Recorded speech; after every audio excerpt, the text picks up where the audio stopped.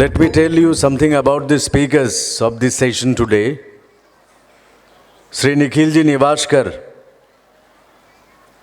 he is a Pracharak, RSS Pracharak since 1997, and he is currently RSS Prant Pracharak, Tripura Prant, and his academic qualification is his BTech in computer engineering. Then we have got Swami Trambakanand, who is from Ramakrishna Sangh. He has taken sannyas since 1991 and is involved with social work and religious work since then. Dr. Sangeeta Gogoi, she is an associate professor in the Department of History, Mangoldoi College, Assam. And we have got our very own Deputy Chief Minister, who is involved with social welfare, culture and tradition for many decades now, Deputy Chief Minister Sri Jishnu Devvarma. May I now invite the moderator of this session, Sri Partho Sarothi Dotto, to moderate this session, please. Academic session is titled as Spiritual Traditions and Practices of Northeastern States of India. And we will be starting this session very shortly. Sri Nikhilji Nivashkar, Swami Trambakanand, Dr. Sangeeta Gogoi, and Honorable Deputy CM of Tripura, Sri Jishnu Devvarma. And straight away we would like to call upon them onto the dais, and there they would be felicitated by the Manipuri community of Tripura. So the dignitaries are Sri Nikhilji Nivashkar, Swami Trambakanand, Dr. Sangeeta Gogoi, and our own Jishnu Devvarman, Deputy Chief Minister of Tripura. I would like to call upon the moderator Sri Partho Sarothi Dotto also to take his seat.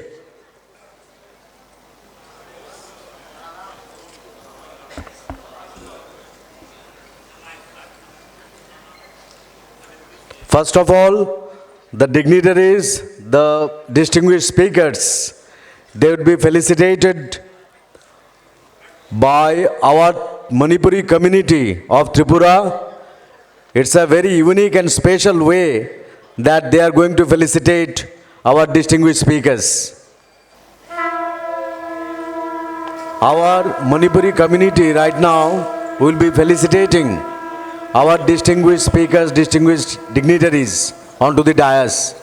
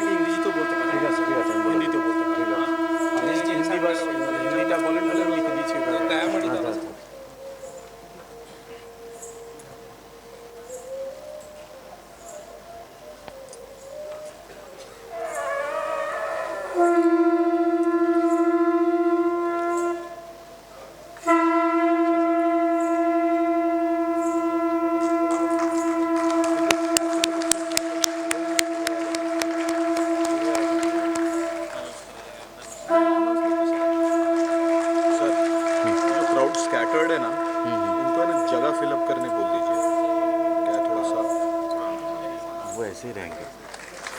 बोल देना एक बार जो आए वो आए।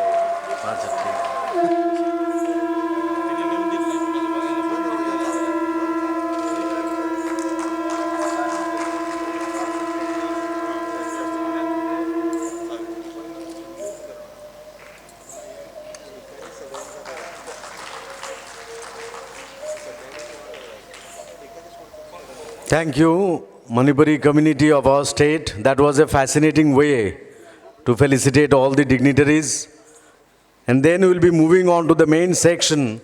Our moderator of this session, which is entitled Spiritual Traditions and Practices of Northeastern States of India, is Sri Partho Saruthi Datto. He is a Sayang Sevak. Right now, he is Gomuti Jela Prachar Pramukh, Pranta Prachar Toli Sadasya, and he has got huge interest in the welfare of the tribal community. And presently, he is engaged in various works and activities which are related to the betterment of tribal people in our state and outside as well. Please, Sri Partho Saruthi Datto, you please take over, sir.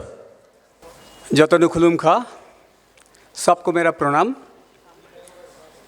हमारा आज के academic session विषय spiritual traditions of and practices of north eastern states of India अभी शुरू होता है।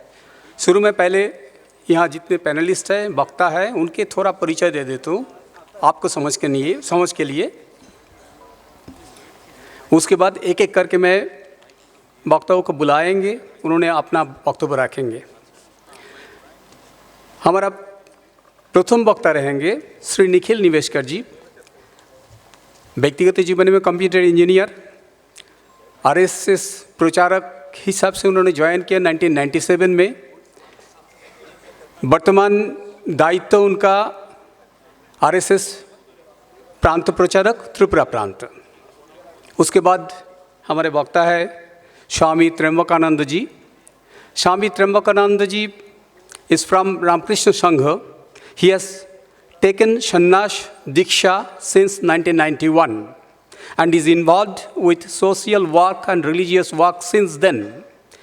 वर्तमान में महाकालीबाड़ी में कार्यरत है। हमारे थर्ड वक्ता रहेंगे doctor Sangeeta Gogoi, associate professor, department of history, Mangaldoi college, Assam. She was awarded a degree of Doctor of Philosophy in the Department of History, Dibrugarh University in March 2016. उनकी area of interest, ethno-cultural history of the people of Northeast India and Southeast Asia and Southern China, Thai and Buddhist studies. Ongoing projects, shared culture between ethnic tribes of Northeast India and Southeast Asia under the Center for Southeast Asian Studies, Political Science Department, Guwahati University.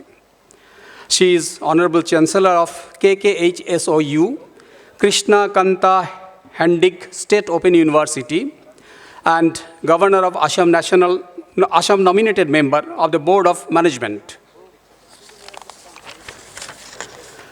GP member, Center of Southeast Asian Studies, Guwahati University.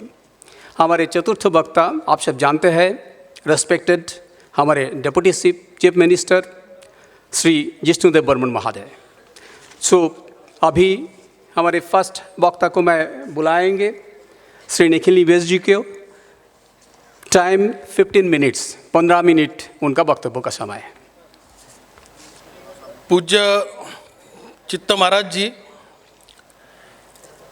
अपने प्रदेश के उप मुख्यमंत्री जिष्णुदा, इंदिरा दीदी और त्र्यंबकानंद स्वामी जी, और इस संत विचार सम्मेलन में आए हुए सभी माता भगिनी,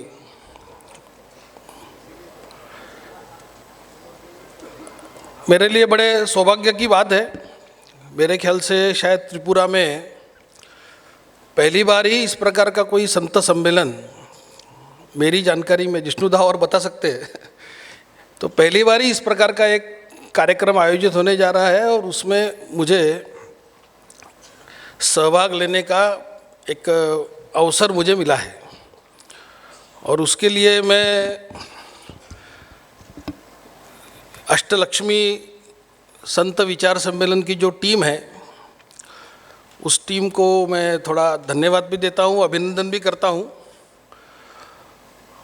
विशेष रूप से मदन महाराज जी गोसावी, जिनके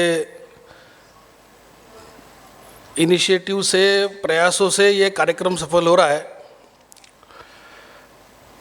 और एक आभार मेरा व्यक्तिगत रूप से, क्योंकि अपने यहाँ पर एक प्रारब्ध करके बोला गया है, तो वो प्रारब्ध जिष्णुदा का प्रारब्ध होगा शायद क्योंकि कहाँ कोल्हापुर, कहाँ अगरतला, सब वो नियति का खेल होता है, संबंध बनता है। और उनके अब होता है किसी के प्रारब्ध का लाभ दूसरे को भी मिलता है, तो वैसे उनका प्रारब्ध का लाभ हमको मिल रहा है इसलिए मेरे को भी इसमें कार्यक्रम में एक सहभाग होने का अवसर मिला है। तो इसलिए उनको भी मेरा व्यक्तिगत रूप से आभार व्यक्त करना मैं अपना कर्तव्य समझता हूँ।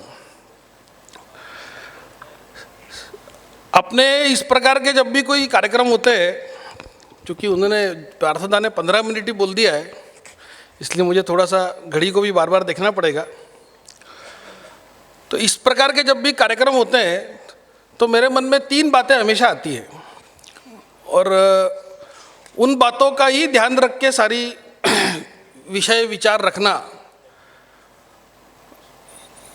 ये मैंने थोड़ा सा मन में एक विचार किया, और उस प्रकार का, उस आधार पर मैं एक थोड़ी सी 15-20 मिनट कुछ बातें आपके सामने रखूँगा। वो 3 बातें मतलब ये है कि हमारे भारत का एक चिंतन है, भारत का एक दर्शन है, भारत का एक विचार है। वो विशेषता भारत की है। जैसे प्रारब्ध शब्द है, इसका आप ट्रांसलेशन क्या करेंगे? अंग्रेजी में कोई शब्द नहीं है। पुण्य, नैवेद्य, हमारे रिश्ते हैं, आत्या मतलब पीसी बोलते हैं, यहाँ पर मौसी बोलते हैं, ये शब्दों का ट्रांसलेशन नहीं हो सकता। ये हमारे भारत की विशेषता है। तो भारत का विचार है एक। दूसरी बात है कि भारत के विचार को, भारत को समझना है तो भारत का होकर समझना पड़ता है। इंटेलेक्चुअली आप उसको नहीं समझ सकते, बुद्धि से नहीं समझ सकते। भारत का होकर समझेंगे तो भारत समझ में आएगा। और तीसरी बात, जहाँ पर ये विचार चिंतन दर्शन है वहाँ पर भारत होगा, या जहाँ भारत है वहाँ पर ये विचार चिंतन दर्शन होगा। ये तीनों बातों को ध्यान में रखकर जब मैं इस कार्यक्रमों के सारे सत्रों को देखता हूँ तो मुझे ध्यान में आता है इन तीनों बातों को ध्यान में रखकर ये कार्यक्रम की रचना की गई है। अब ये संत विचार सम्मेलन है। अब एक सबके मन में आता है संत मतलब कौन? तो ये जो संत विचार सम्मेलन का जो कि प्रथम सत्र है और अपने उत्तर पूर्व के संतों के विषय में आज यहाँ चर्चा होने वाली है, तो मुझे 2 बातें इसमें लगती है कि एक तो जनरल विषय के बारे में थोड़ी चर्चा करना, और एक पर्टिकुलर फिर हम थोड़ा त्रिपुरा के बारे में बात करेंगे। जनरल विषय मतलब ये संत मतलब कंसेप्ट क्या है? तो एक बहुत सामान्य सी बात है कि इस दुनिया की जितनी भी समस्याएं हैं, जितने भी प्रॉब्लम्स हमको ध्यान में आते हैं, उसका कारण और समाधान ये दोनों मनुष्य ही है। आपने कभी ये सुना नहीं होगा कि पृथ्वी 22.5 डिग्री पर जो एक्सिस पर झुकी हुई है वो यदि 23 डिग्री हो जाएगी तो समस्या का समाधान हो जाएगा। या हाथी इतना बड़ा बना दिया भगवान ने, हाथी थोड़ा साइज में छोटा होता तो दुनिया की समस्या हल हो जाती। तो वनस्पति हो, प्राणी हो, इसको लेकर कोई समस्या नहीं है। पृथ्वी 365 दिन में सूर्य के चक्कर लगाती है, वो प्रदक्षिणा यदि 340 दिन की हो जाएगी तो दुनिया की समस्याएं कम हो जाएंगी। ऐसा कोई चिंतन नहीं है।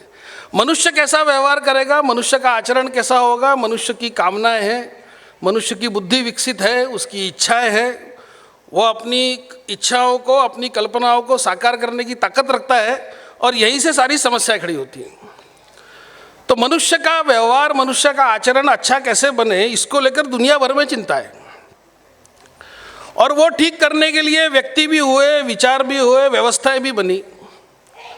कई प्रकार के विचार चले, सोशलिज्म से लेके कम्युनिज्म, डायलेक्टिक ह्यूमनिज्म, फिर सोशलिज्म में भी हिटलर ने एक नया नेशनल सोशलिज्म बना दिया, कोई और दूसरा विषय आ गया। तो विचारों की कोई कमी नहीं है। किताबें लेके बैठेंगे तो हजारों प्रकार के चिंतन समाज में है, फिर भी मनुष्य की समस्या है।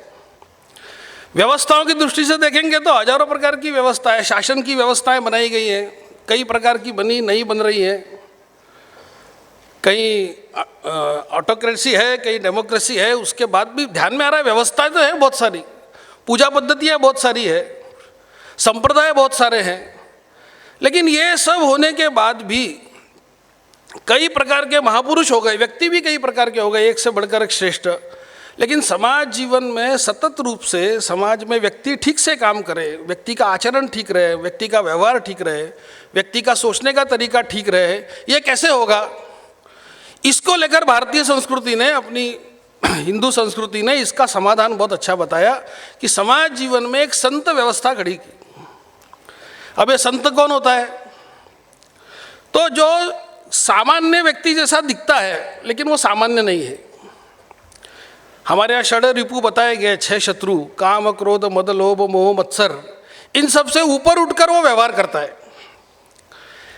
रहता सामान्य है, समाज में रहता है, जंगल में जाकर नहीं रहता, गुफा में रहकर तपस्या नहीं करता, समाज के बीच में उठता बैठता है। उसको देखने पर, उससे बात करने पर ऐसा लगेगा नहीं कि कोई विशिष्ट आदमी है, लेकिन उसके जीवन में इतनी ताकत खड़ी होती है कि उसके कारण से वो समाज जीवन में एक प्रेरणा देने का काम करता है। ये कंसेप्ट हमारे भारत के दर्शन ने हजारों वर्षों से रखा और ऐसे हजारों संत समय समय पर खड़े हुए। क्योंकि ये जो काम है थोड़ा सा कठिन काम है। समाज का मन, समाज का स्वभाव, समाज की आदतें, समाज की दिशा, समाज की प्रगति सब अच्छी दिशा में हो, मानव कल्याण की दिशा में हो, ऐसा यदि करना है तो उसके लिए व्यक्ति जैसा चाहिए, व्यक्ति का मन जैसा चाहिए, क्योंकि समाज व्यक्ति से ही बनता है। तो ऐसा व्यक्ति तैयार करने का काम हमारे देश का इतिहास देखेंगे तो हजारों लाखों संतों ने समय समय पर किया है। कुछ के नाम हम जानते हैं, कुछ के नाम हम नहीं जानते, लेकिन ऐसे एक श्रृंखला खड़ी है पूरी एक। क्योंकि इसमें एक जो कठिन काम मैंने बताया उसका कारण है कि एक तरफ तो मानवीय जो ह्यूमन साइकी है उसकी समस्या है, वो कॉम्प्लेक्स है। एक आदमी जो सोचता है वैसा दूसरा नहीं सोचता, एक व्यक्ति को जो अच्छा लगता है वो दूसरे को अच्छा नहीं लगता, एक को लगता है कि कपड़ा ये रंग का ठीक है, दूसरा बोलता है इस रंग का ठीक है। भोजन में भी महिलाएं, माताएं, बहनें बैठी हैं, भोजन बनाते समय भी एक को एक आलू पसंद है, दूसरे को पसंद नहीं है, इसको इस प्रकार का भोजन चाहिए, उसको उस प्रकार का भोजन चाहिए। तो हर चीज़ में मानव जो एक साइकी, ह्यूमन साइकी है, इसमें कॉम्प्लेक्सिटी है। फिर परिस्थिति भी कई बार कठिन हो जाती है। हमारे देश में पिछले 1000 सालों में इतिहास में ध्यान में आता है कि उसमें कॉम्प्लेक्सिटी रही है, वो भी कठिन रही है, जटिलता रही, उसमें टफनेस रही, खुलकर बात नहीं कर सकते, संघर्ष का समय भी आ गया, पराधीनता का भी समय आ गया। और इसके ऊपर सबसे बड़ी कठिनाई कि जो हमारा धर्म है, हमारा जो चिंतन है, हमारा जो तत्व है, वो इतना कठिन है कि उसको बताना, समझाना सरलता से, तो पहले खुद समझना फिर लोगों को समझाना। और ये तीनों काम करते समय अपने जीवन में वैसा आचरण करके दिखाना, ये जो एक आदर्श उदाहरण समाज के सामने प्रस्तुत करना, ये जो जीवन प्रस्तुत करता है उसको हमारे देश में संत बोला गया। केवल ईश्वर का नाम लेने वाले को संत नहीं बोला, उसको भक्त बोला। ईश्वर का उपासक हो सकता है, लेकिन संत कौन है? जो मानव जीवन को समझकर समाज जीवन में कैसा उसने व्यवहार करना चाहिए इसके लिए दिशा देने वाला, वैसे व्यक्तियों को घड़ने वाला, उनकी मानसिकता वैसे बनाने वाला, ये प्रक्रिया में जो लगता है वो संत है।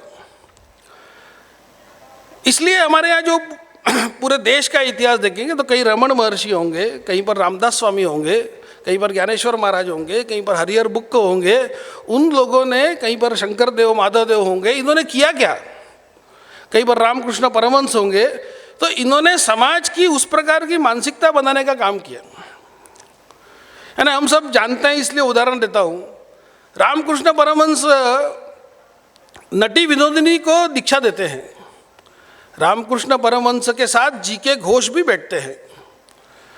अब ये वैरायटी ऐसी है जो समाज में मान्यता प्राप्त नहीं है। जीके घोष नाटक में काम करते हैं, सिनेमा में काम करते हैं। वो कालखंड याद कीजिए जब सिनेमा में काम करना मतलब एक तो धर्म विरुद्ध कार्य माना जाता था। नटी विनोदिनी वो नाटक में काम करती, गाने वाली, नाचने वाली है, उसको भी वो दीक्षा देते हैं। अब केवल ईश्वर की उपासना करने के लिए इन सब चीज़ों की जरूरत नहीं है। वो केवल ईश्वर की उपासना नहीं, वो धर्म तत्व का सही अर्थ लोगों के सामने, उसका आचरण लोगों के सामने करना, प्रत्यक्ष करके दिखाना, और वो जो बोलते हैं वो करके दिखाना। स्वामी विवेकानंद से अच्छे बहुत निकट के संबंध थे। स्वामी विवेकानंद तब बने नहीं थे, तब नरेंद्र ही थे। तो रामकृष्ण परमहंस बोलते थे कि ये पैसे का स्पर्श मुझे तकलीफ देता है। तो विवेकानंद जी को लगा, अरे ऐसे कैसे संभव है, पैसा तो पैसा है, इसको स्पर्श करने से इनको कैसे तकलीफ होती होगी, तो परीक्षा लेनी चाहिए। तो एक बार जहाँ बैठे थे वहाँ नीचे उन्होंने अपने, उनकी जो थोड़ी गद्दी थी उसके नीचे सिक्के रख दिए, और जैसे ही रामकृष्ण उस पर बैठे तो तुरंत उठकर खड़े हो, उन्होंने कहा इसके नीचे क्या है। तो मैं जो बोलता हूँ वैसा मेरा आचरण है। ऐसे करने वाले लोग हमारे देश में जो एक परंपरा श्रृंखला से खड़े हुए, उनको हमारे यहाँ संत बोला। ऐसे संतों के कारण हमारा समाज जीवन आज टिका हुआ है। हम कल्पना नहीं कर सकते। कल क्षितिज जी और हम बात कर रहे थे तो 700-800 साल हो गए, 1000 साल आक्रमण चल रहा है भारत के ऊपर। दुनिया के बाकी देश खत्म हो गए आक्रमण में। अमेरिका में एटिस नाम का साम्राज्य खत्म हो गया। मिस्र का जो पिरामिड बचे, मिस्र का साम्राज्य खत्म हो गया, बचा नहीं कुछ भी। भारत पे 1000 साल से आक्रमण चल रहा है अलग अलग तरीके से। हमारी अपनी सत्ता नहीं थी, सत्ता विदेशियों के पास थी, उसके बाद भी भारत कैसे बचा रहा? तो भारत केवल इसलिए बचा रहा कि इस प्रकार के संतों का जीवन हमारे समाज में समय समय पर अलग अलग स्थानों पर समाज को प्रेरणा, उत्साह, दिशा देने का काम करता रहा। कहीं जाति की समस्या हुई तो रमन महर्षि खड़े होते हैं और केरल से जाति समस्या समाधान करते हैं। कहीं रामदास स्वामी खड़े होते हैं तो शिवाजी महाराज के काम में सहयोग करते हैं। मैं रहने वाला ग्वालियर का हूँ। ग्वालियर में रामदास स्वामी ने मठ बनाया है। ग्वालियर तक तो शिवाजी महाराज का राज्य नहीं था। ग्वालियर में क्यों मठ बनाते हैं रामदास स्वामी? तो वो जो देश का काम है, समाज की जो परिस्थिति है, उसमें समाज को कैसे तैयार करना है, उसके लिए फिर कुछ काम करना पड़ेगा। उसके लिए फिर वो मनाचे श्लोक लिखते हैं, दूसरा कोई अपना दासबोध लिखते हैं और उसको फिर समाज को एक दिशा देते हैं उससे। इस प्रकार के काम करने वाले लोग हमारे देश में, हमारे देश की परंपरा में समय समय पर तैयार हुए, और इसलिए ये संत परंपरा हमारे समाज को एक प्रकार की चेतना देने का काम करने वाली है। दिशा भटकने वाला समाज है तो उसको दिशा दिखाने वाली है। समाज में उत्साह कम है तो उत्साह बढ़ाने वाली है। समाज परिस्थिति के या संकटों से घिरा है तो उस परिस्थिति में से, संकट में से रास्ता, बाहर का मार्ग, विजय का मार्ग दिखाने का काम करने वाली व्यवस्था ये संत व्यवस्था है। और हमारे देश का इतिहास ठीक से पढ़ेंगे तो ये आपको ध्यान में आएगा। ऐसी संत व्यवस्था के कारण हमारा देश आज, हमारा हिंदू समाज ऐसा खड़ा हुआ है। नॉर्थ ईस्ट के बारे में, अपने त्रिपुरा के बारे में बात करेंगे तो मुझे ध्यान में आता है कि 2-3 बातें इस संदर्भ में मुझे लगता है कि हम सब लोगों ने सोचना चाहिए। एक तो ये जो संत परंपराएं जो तैयार हुई, उसमें किस परिस्थिति में तैयार होती है उसका भी आकलन करना पड़ेगा। और जब ये संत परंपराएं बनती है तो उन संतों का जीवन लोगों तक पहुंचाना, उनका आदर्श लोगों तक पहुंचाना, ये काम भी हम सबको करना पड़ेगा। स्वामी चित्त महाराज जी, पूज्य चित्त महाराज जी बैठे हैं। पूज्य गुरुदेव शांतिकाली महाराज का जीवन हम सब लोगों के सामने है। 1960 में जीवन प्रारंभ होता है, 2000 में उनका जीवन समाप्त होता है, बलिदान होता है। 40 साल के जीवन में शांति गुरुदेव ने कितना काम किया होगा। जो मैंने कहा ना कि हमारी प्रेरणा कोई इंस्टीट्यूट से निकले नहीं है, किसी प्रोसेस से, ऑर्गेनाइजेशनल प्रोसेस से नहीं निकले। समाज के अंदर, हमारे रक्त के अंदर, हमारे मन के अंदर एक ये समाज, देश, राष्ट्र, धर्म ये घुसा हुआ है। इसलिए 14-15 साल का बालक, वो उसको लगता है मैं धर्म का काम करूंगा, धर्म का काम प्रारंभ करता है और पहला आश्रम बनाता है। और अपने 25 साल के जीवन कार्य में गुरुदेव का कुल जो जीवन काल है वो सक्रिय जीवन काल, 14-15 साल तो छोटे ही थे जब काम प्रारंभ किया। उसके बाद 2000 साल में उनका बलिदान हुआ। 25 साल में पूरे त्रिपुरा में 24 सेंटर बनाते हैं। अभी अपने कार्यकर्ता और कुछ आश्रम के कार्यकर्ता मिलकर एक पुस्तिका बनाने के लिए काम कर रहे हैं। तो तय हुआ कि छवि लेना चाहिए, फ़ोटो लेना चाहिए सब आश्रम की। तो जब वो आश्रम में वहाँ अंदर फ़ोटो खींचने गए तो इतने अंदर अंदर आश्रम, कहाँ हापुंग राजा, कहाँ चाचू में आश्रम, इतने अंदर जाकर गुरुदेव शांतिकली महाराज जी ने आश्रम बनाए। किसके लिए बनाए? केवल मठ बनाना होता तो अगरतला के पास कहीं सेंटर बनाकर बड़ा मठ बना सकते थे, लेकिन जो संत की भूमिका है कि समाज को जागरण करना, समाज को प्रबोधन करना, गलत चल रहा है तो उसके लिए समाज को तैयार करना, वो भूमिका होने के कारण ये जो अंदर तक जाना पड़ेगा, समाज का जागरण करना पड़ेगा, धर्म तत्व की हानि हो रही है, संस्कृति का ह्रास हो रहा है, उस ह्रास को रोकने के लिए समाज को जागरूक करना पड़ेगा। तो कैसे जागरूक होगा? उसके लिए भी अंदर तक जाना पड़ेगा।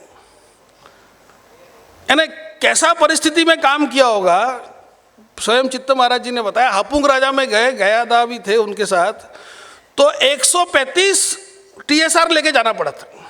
उग्रपंथी समस्या थी त्रिपुरा में तब। यानी ऐसी कठिन, आज भी सड़क बन गई तो भी 5-6 किलोमीटर जाना पड़ता है उस मंदिर तक जाने के लिए। अभी भी मेला लगता है साल में एक बार। ऐसी कठिन परिस्थिति में भी वहाँ मंदिर बनाना, वहाँ पूजा पाठ करना, आश्रम चलाना, समाज को जगाने का काम करना, ये जो संत परंपरा जो हमारे समाज की है, ये हमारे समाज की ताकत है। और केवल भक्ति भाव नहीं, तो समाज की आवश्यकता क्या है? समाज की आवश्यकता है कि शिक्षा की आवश्यकता। आज के समय में समाज को शिक्षित करना, उसके लिए एक अलग प्रकार की व्यवस्था तैयार करनी पड़ेगी जो आश्रम व्यवस्था के साथ भी चल सकती है। इसलिए फिर विद्यालय, छात्रावास बनाना और ऐसे छात्रावासों को तैयार करना। अभी हमने उसका आकलन किया कि स्वयं शांतिकली आश्रम के माध्यम से अथवा उनकी प्रेरणा से चलने वाले त्रिपुरा में 10 छात्रावास है और लगभग हम एक भी संख्या एग्जैक्ट नहीं आई, फिर भी 1500 के आसपास, उससे ज़्यादा विद्यार्थी उसमें पढ़ रहे हैं।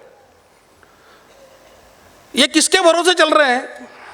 सरकार की कृपा पर नहीं चल रहे, समाज की ताकत से चल रहे हैं। समाज में काम करने वाला संत समाज से ही शक्ति लेकर काम करता है। समुद्र की लहरें होती है, ऐसा बोलते हैं ना, लहरों का समुद्र नहीं होता, उस समुद्र में से ही खड़ा होता है एक लहरों का प्रकार, उसको हम समुद्र की लहरें बोलते हैं। संत भी समाज में से खड़ा होता है, समाज के लिए काम करता है। ऐसे अपने पूज्य गुरुदेव शांतिकली महाराज थे। त्रिपुरा के लिए गर्व करने की बात है ना, हम वो परंपराओं को समझना पड़ेगा। अभी मैं राधा माधव मंदिर में एक रास पूर्णिमा कार्यक्रम में गया था। उन्हें 224 साल पुराना उत्सव है वो। 224 साल से कोई उत्सव बराबर चलाना ये सामान्य बात नहीं है। एक परंपरा को 224 साल तक कौन चलाता है? तो समाज की कुछ शक्ति रहती है, वही चलाती है। नहीं तो ये क्लब वगैरह हम देखते हैं ना, 100 साल बाद क्लब रहेंगे क्या बता नहीं सकते। 100 साल बाद क्लब नहीं रहेगा, दूसरा कुछ हो जाएगा। लेकिन ये 224 साल से चल रही है। त्रिपुरा में जमातिया होदा नाम का संगठन है, वो 431 साल पुराना है। 431 साल से एक परंपरा चलाना, ये संत और संत वृत्ति के लोगों के सिवा बिना ये संभव ही नहीं है। कोई शासन, कोई आर्थिक शक्ति ये परंपराएं नहीं चला सकती। ये परंपरा चलाने का काम समाज की जो सज्जन शक्ति, संत शक्ति, वही करती है। तो इस संत शक्ति के कारण ये इतना बड़ा सब हमारी संस्कृति का जो इतना बड़ा भवन खड़ा हुआ है, उसके फाउंडेशन में, उसके नींव में ये संत समाज, संत प्रवृत्ति के लोगों की ताकत है। लेकिन मेरे आज के निवेदन में मैं एक अंतिम बात जो महत्व की बोलना चाहूँगा, वो हम सबको ध्यान में रखनी है।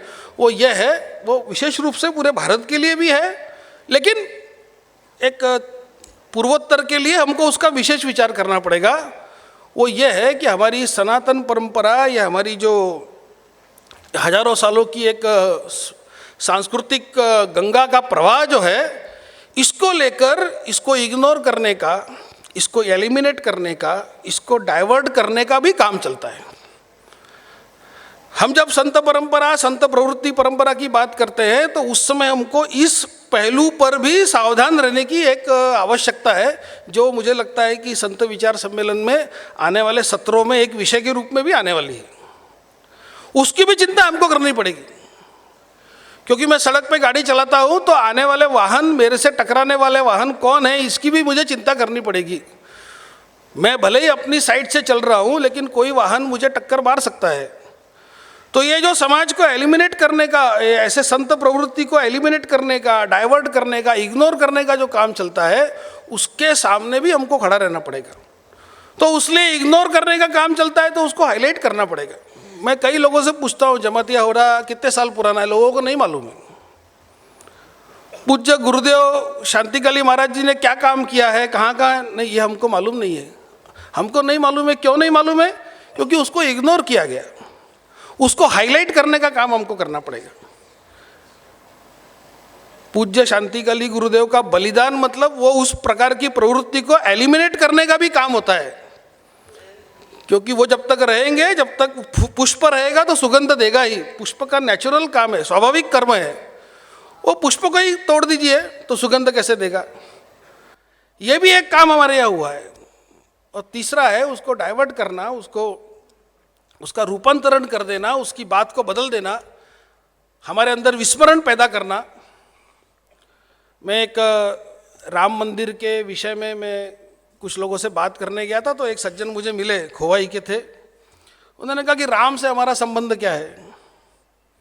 हमारा तो राम से कोई संबंध नहीं है, ये तो उत्तर नॉर्थ के लोगों का संपर्क है।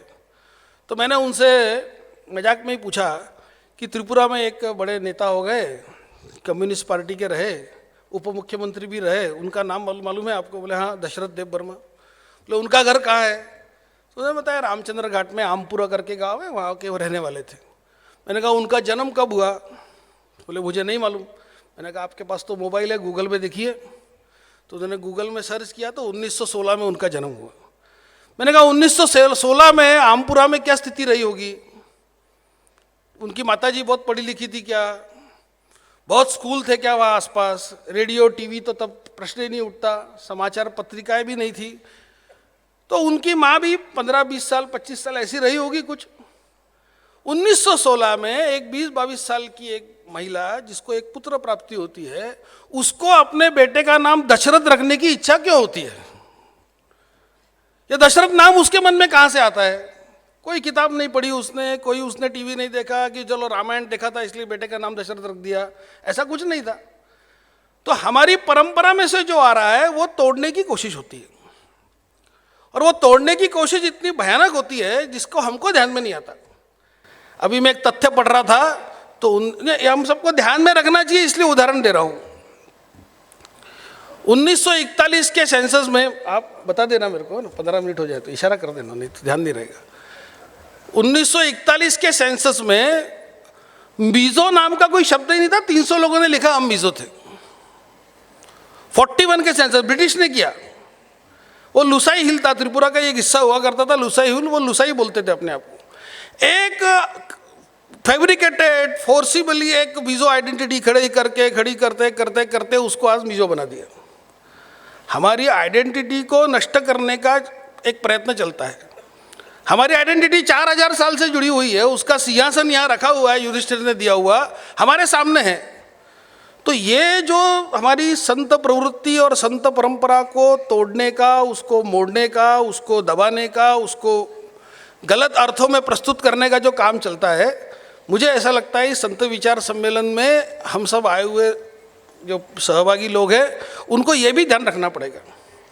हमको अपनी संत परंपरा को हाईलाइट करना पड़ेगा, हमको अपनी संत परंपरा का गौरव करना पड़ेगा, हमको अपनी संस्कृति की परंपरा के जो चिन्ह हैं उनको मानना पड़ेगा। हम जब मानेंगे तो होगा। वो 14 देवता यहाँ पर एक मंदिर है। मैं पहली बार जब गया तो फिर मैंने पूछा क्या है, तो 14 देवताओं में देवता कौन है? तो गंगा, ब्रह्मा, आकाश, यही है सब। अब ब्रह्मा बोलने पर कौन आएगा? तो ये हमारी परंपरा में से आएगा वो। तो हमने बोल दिया नहीं, हम इसको भी नहीं मानेंगे, केर पूजा भी नहीं करेंगे, खर्ची पूजा भी नहीं करेंगे, गरिया पूजा भी नहीं करेंगे, होंगराई भी नहीं करेंगे, अपना होजागिरी भी नहीं करेंगे। अब होजागिरी शरद पूर्णिमा को महाराष्ट्र में कोजागिरी मनाते हैं, उसको महाराष्ट्र में कोजागिरी बोलते हैं, यहाँ उसको होजागिरी बोलते हैं। अब परंपरा समान है इसलिए एक जैसा होता है। तो ये जो परंपराओं को, संस्कृति को तोड़ने की कोशिश हुई, कस्टम के आधार पर हुई। आखिरी एक बात बताकर मैं अपनी विषय समाप्त करूंगा कि कस्टम के कारण अलग अलग बता दिया गया। विवाह की पद्धति सब जगह अलग है। महाराष्ट्र में विवाह होता है तो पति जो वर वधू के बीच में एक पर्दा लगा कर रखते हैं, अंतरपाट बोलते हैं उसको। दक्षिण भारत में विवाह की पद्धति अलग है, उत्तर में के राजस्थान में अलग है। हमारे यहाँ पूजा पद्धति अलग होगी। विट्ठल वारकरी संप्रदाय के लोग हैं। विट्ठल ये महाराष्ट्र कर्नाटक में मिलेगा आपको, विट्ठल बाहर नहीं मिलेगा कहीं विट्ठल मंदिर। तो हमारे कस्टम अलग अलग होंगे, लेकिन हमारा कल्चरल मेन स्ट्रीम एक ही था। चित्त महाराज जी के आश्रम में हमारे अनंत जमातिया जी की बेटी की या बेटे की शादी थी, तो वो विवाह मैंने कार्यक्रम पास से देखा। भारत अपनी त्रिपुरी संस्कृति के आधार पर विवाह जो होता है, विवाह की परंपरा कैसी भी होगी, पद्धति कैसी भी होगी, लेकिन 7 जन्म का और ये 2 आत्माओं का जो हमारा मूल सांस्कृतिक अधिष्ठान है वो एक जैसा ही है। गंगा पूजा होगी तो गंगा के प्रति श्रद्धा, हमारा मूल अधिष्ठान वैसा ही है। लेकिन ये तोड़ने वालों ने उसको हमारे ऊपर हावी किया गया, कस्टम के आधार पर, भाषा के आधार पर, कपड़े के आधार पर, पूजा की पद्धति के आधार पर। अब जहाँ नारियल ज़्यादा होता है वहाँ नारियल रख के पूजा करते हैं। अब राजस्थान में जाएंगे तो ऊँटनी का भी मंदिर है कि वहाँ ऊँट ज़्यादा होते हैं इसलिए ऊँटनी का मंदिर है वहाँ पर। हमारी प्रकृति के बारे में सोच ये सब जगह एक जैसी है। हम प्रकृति को माँ मानते हैं, उसके अंदर भी आत्मा ऐसा मानते हैं। ये पूरे भारत में एक जैसी है। हम उस सांस्कृतिक प्रवाह के हिस्से हैं। तो ये जो एक छोटी सी बात है, मैं अंत में जो बताना चाहता हूँ कि यह हमारी सांस्कृतिक संत परंपरा, संत प्रवृत्ति की परंपरा, सांस्कृतिक परंपरा, इसका गौरव करने का अब समय है। इसको आग्रह से रखने का अब समय है। इसको लेकर जो हमारे मन में न्यूनता पैदा गई, वो न्यूनता रखने की जरूरत नहीं, इन्फीरियरिटी रखने की जरूरत नहीं। ऐसा हमारा सबका मनोभाव बनना चाहिए। और ये जो संत परंपरा जो हमारे हजारों सालों से जो चलती आ रही है, इसको ऐसे ही आगे बढ़ाकर हमारे समाज जीवन को अच्छा करने का काम हमको करना पड़ेगा। और इस प्रकार के सम्मेलन, इस प्रकार के कार्यक्रम और अधिक करने पड़ेंगे। ये तो बहुत बड़ा आयोजन है, छोटे प्रकार के भी आयोजन करने पड़ेंगे। समाज के बुद्धि को, समाज के मन को बार बार इन सब चीज़ों को सामने लाना पड़ेगा। ये विद्यार्थी हैं, ये हमारे गांव के लोग हैं, हमारे शहर के पढ़े लिखे लोग हैं, सबके सामने बार बार लाना पड़ेगा। तब जाकर ये संत समाज, संत प्रवृत्ति, सांस्कृतिक परंपरा, इसमें हम आपको ध्यान में आएगा। धीरे धीरे अपने समाज की एक प्रगति और उन्नति दिखने को मिलेगी। संस्कृति के बिना शक्ति और उन्नति संभव नहीं है, ये ध्यान रखिए। और संत समाज इस संस्कृति के रक्षण का, उसकी उन्नयन का काम करता है। और संत समाज ये काम करता है, इसलिए समाज में शक्ति भी तैयार होती है, समाज में उन्नति भी होती है। संस्कृति का जिसने त्याग कर दिया, उसकी कभी भी उन्नति भी नहीं हो सकती, वो शक्तिहीन हो जाएगा।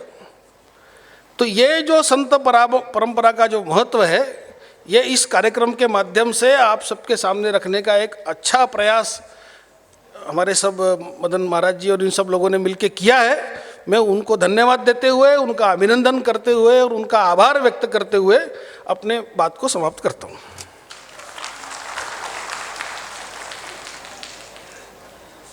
मैं मॉडरेटर हूँ, तो मॉडरेटर का कुछ एडवांटेज होता है कि वो अपने पास कुछ टाइम रख देते हैं, उसमें कोई रेस्ट्रिक्शन नहीं है।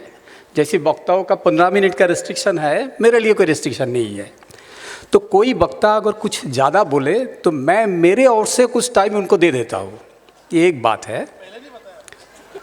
नहीं, एक्चुअली क्या हुआ था, निखिल जी को बुलाने के पहले मैं 2 बार बोला था कि हमारे टाइम 15 मिनट, तो निखिल जी इसको जोड़ लिया, 15-15 30 मिनट बोल दिया। गलत तो कुछ नहीं किया, ये एक बात है। दूसरा है, अनीश जी मेरे को जिम्मेदारी दिया था कि आपको देखना है वक्ता 15 मिनट बोले।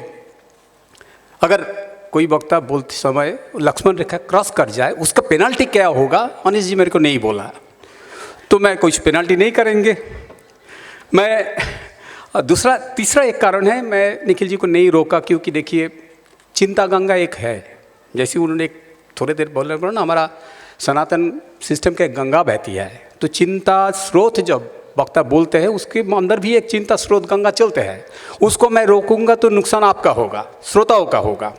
इसीलिए मैंने उनको रोका नहीं, क्योंकि वो जो बोल रहे थे अत्यंत मूल्यवान थे। उन्होंने हमें दिशा भी दिखाया, बहुत व्याख्या भी किया। बाद में मैं अगर टाइम मिले तो कुछ उसके ऊपर आलोचना करूँगा। मैं अभी स्वामी त्र्यंबकानंद जी का आग्रह करूंगा, आप वहीं बैठे रहिए। आपके सामने माइक्रोफोन है। अच्छा, आप यहाँ खड़ा होकर बोलना चाहिए, ठीक है। प्लीज़ आप आइए। मैं 2 बार उच्चारण करूंगा श्रोताओं के लिए, आपके लिए नहीं। हमारा सब्जेक्ट है spiritual traditions and practices of north eastern India. समय 15 मिनट। मैं 2 बार नहीं बोला।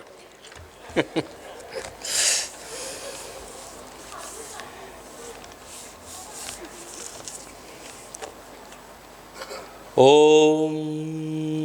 सहना भवतु सहनौ भुनक्तु सह वीर्यङ्करवावहै तेजस्विनावधीतमस्तु मा विद्विषावहै।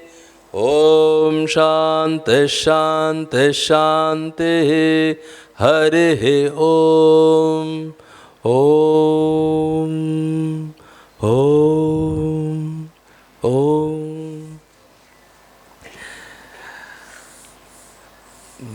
मेरा नाम स्वामी त्र्यंबकानंद है और मैं आपके त्रिपुरा में, हमारे त्रिपुरा में 2008 से यहाँ पर हूँ। मैं अपना परिचय, छोटा सा एक परिचय दे देता हूँ। और मैं यहाँ पर आध्यात्मिक कार्य, जो कि निखिल जी बोल रहे थे कि निरवच्छिन्न आध्यात्मिक कार्य, यह हमारे समाज को पुनरुज्जीवित आध्यात्मिक रूप से, सर्व रूप से करती है। तो मुझे मेरा टॉपिक जो दिया गया है वो है भारत के उत्तर पूर्व राज्यों में आध्यात्मिक परंपराएं एवं विधाएं। मेरे भारत के उत्तर पूर्व राज्यों में के उपस्थित संतगण, साधकगण, साधुगण, आपको मैं हार्दिक नमन एवं साधुवाद देता हूँ। मंचस्थ उपस्थित सुधी गणों को साधुवाद करता हूँ।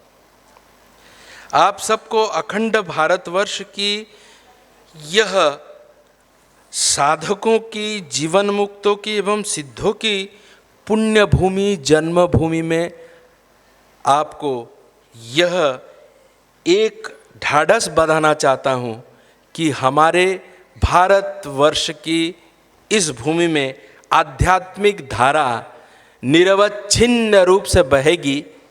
यह आप जान लीजिए। किसी भी शक्ति, बाह्यिक शक्ति एवं आंतरिक शक्ति इसको कम नहीं कर सकती। ये एक अंतरफल्गु नदी के समान है। स्वामी विवेकानंद ने अपने शिकागो व्याख्यान में अपना परिचय देते हुए कहते हैं कि वे सबसे प्राचीन सन्यासी परंपरा से बोल रहे हैं।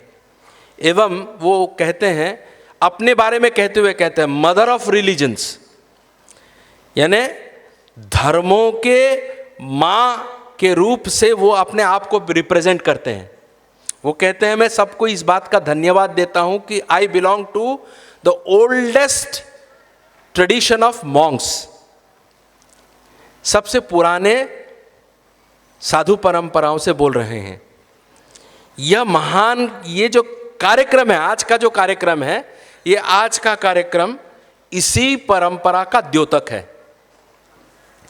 भारत, यह आर्य भूमि, यह एक आत्मीय शक्ति, इसमें एक आत्मीय शक्ति है, एक अपना एक शक्ति है, और कहिए कि एक इतिहास है पंथों का, मतों का अपने में समाहित कर लेना, अपने में अपना सा कर लेना।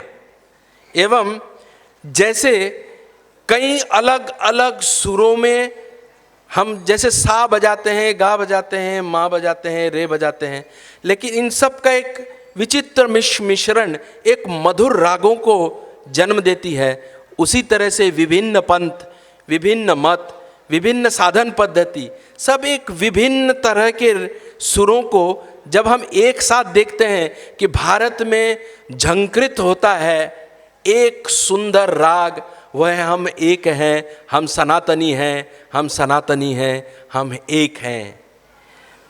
जैसे कि अगर आप दूध में मीठा खोजने जाएंगे तो आपको मिलेगा मीठा दूध में मिला हुआ है। आप उनको अलग नहीं कर सकते। वैसे ही ये पुण्य भूमि में, ये धर्म भूमि में, ये मीठा अगर खोजने जाएंगे, दूध में मीठा खोजने जाएंगे, तो आपको दिखेगा कि हम सब उसी दूध और मीठे में एक साथ मिले हुए हैं। जैसे कहा जाता है कि हम अपनी आइडेंटिटी मेंटेन करें, इसमें जिसने अलग रूप से आने की कोशिश की वो इसमें मिल गया। जैसे एक नमक का पुतला समुद्र मापने गया और समुद्र में जैसे ही गोता लगाया मिल गया, कुछ मिला नहीं, वह समुद्र हो गया। उसी तरह से हमारी यह परंपराएं हैं। हम स्वामी विवेकानंद एक बात बहुत सुंदर से कहते हैं कि क्योंकि हम लोग अलग अलग मत के हैं, अलग अलग टेंडेंसीज हैं हमारी, तो हम अलग रूप से भगवान को कहते हैं। जैसे महाराष्ट्र में विट्ठल को, जो एक पुरुष भगवान है, उसको हम माऊली कहते हैं, माँ है, विट्ठल माँ है। रुक्मा देवी है, उसको तो माँ भी, उसको भी माँ कह सकते थे, लेकिन विट्ठल को माऊली माऊली माऊली माऊली करके बोलते हैं। क्यों? जो अखंड सच्चिदानंद ब्रह्म है वह अपने आप को मातृ रूप में हम सबके सामने कर रखती है। तो उसी तरह यह भूभाग, जिस भूभाग में आज हम खड़े हैं, यह उत्तर पूर्व है, हमारे देश का उत्तर पूर्व। इस भूभाग में मंगोल जो एक जाति है वह आती है और उनका हमारे भारत के बृहद समाज व्यवस्था में आत्मसात हो जाता है। वह 10th BC में आते हैं, 10th BC में वो आते हैं। और ये मैं कहना चाहता हूँ, जब वेदों को रचा जा रहा था उस समय में ये अपने आप आते हैं। मंगोलों को किरात कहकर कहा जाता है। किरात यजुर्वेद में एवं अथर्ववेद में आते हैं। किरात मतलब क्या? जो पहाड़ों में रहते हैं, जिनको जड़ी बूटियों का बृहद ज्ञान है एवं औषधि गुणों के जानकार हैं एवं पुरुष मेधा करते हैं, इनको किरात कहा गया है।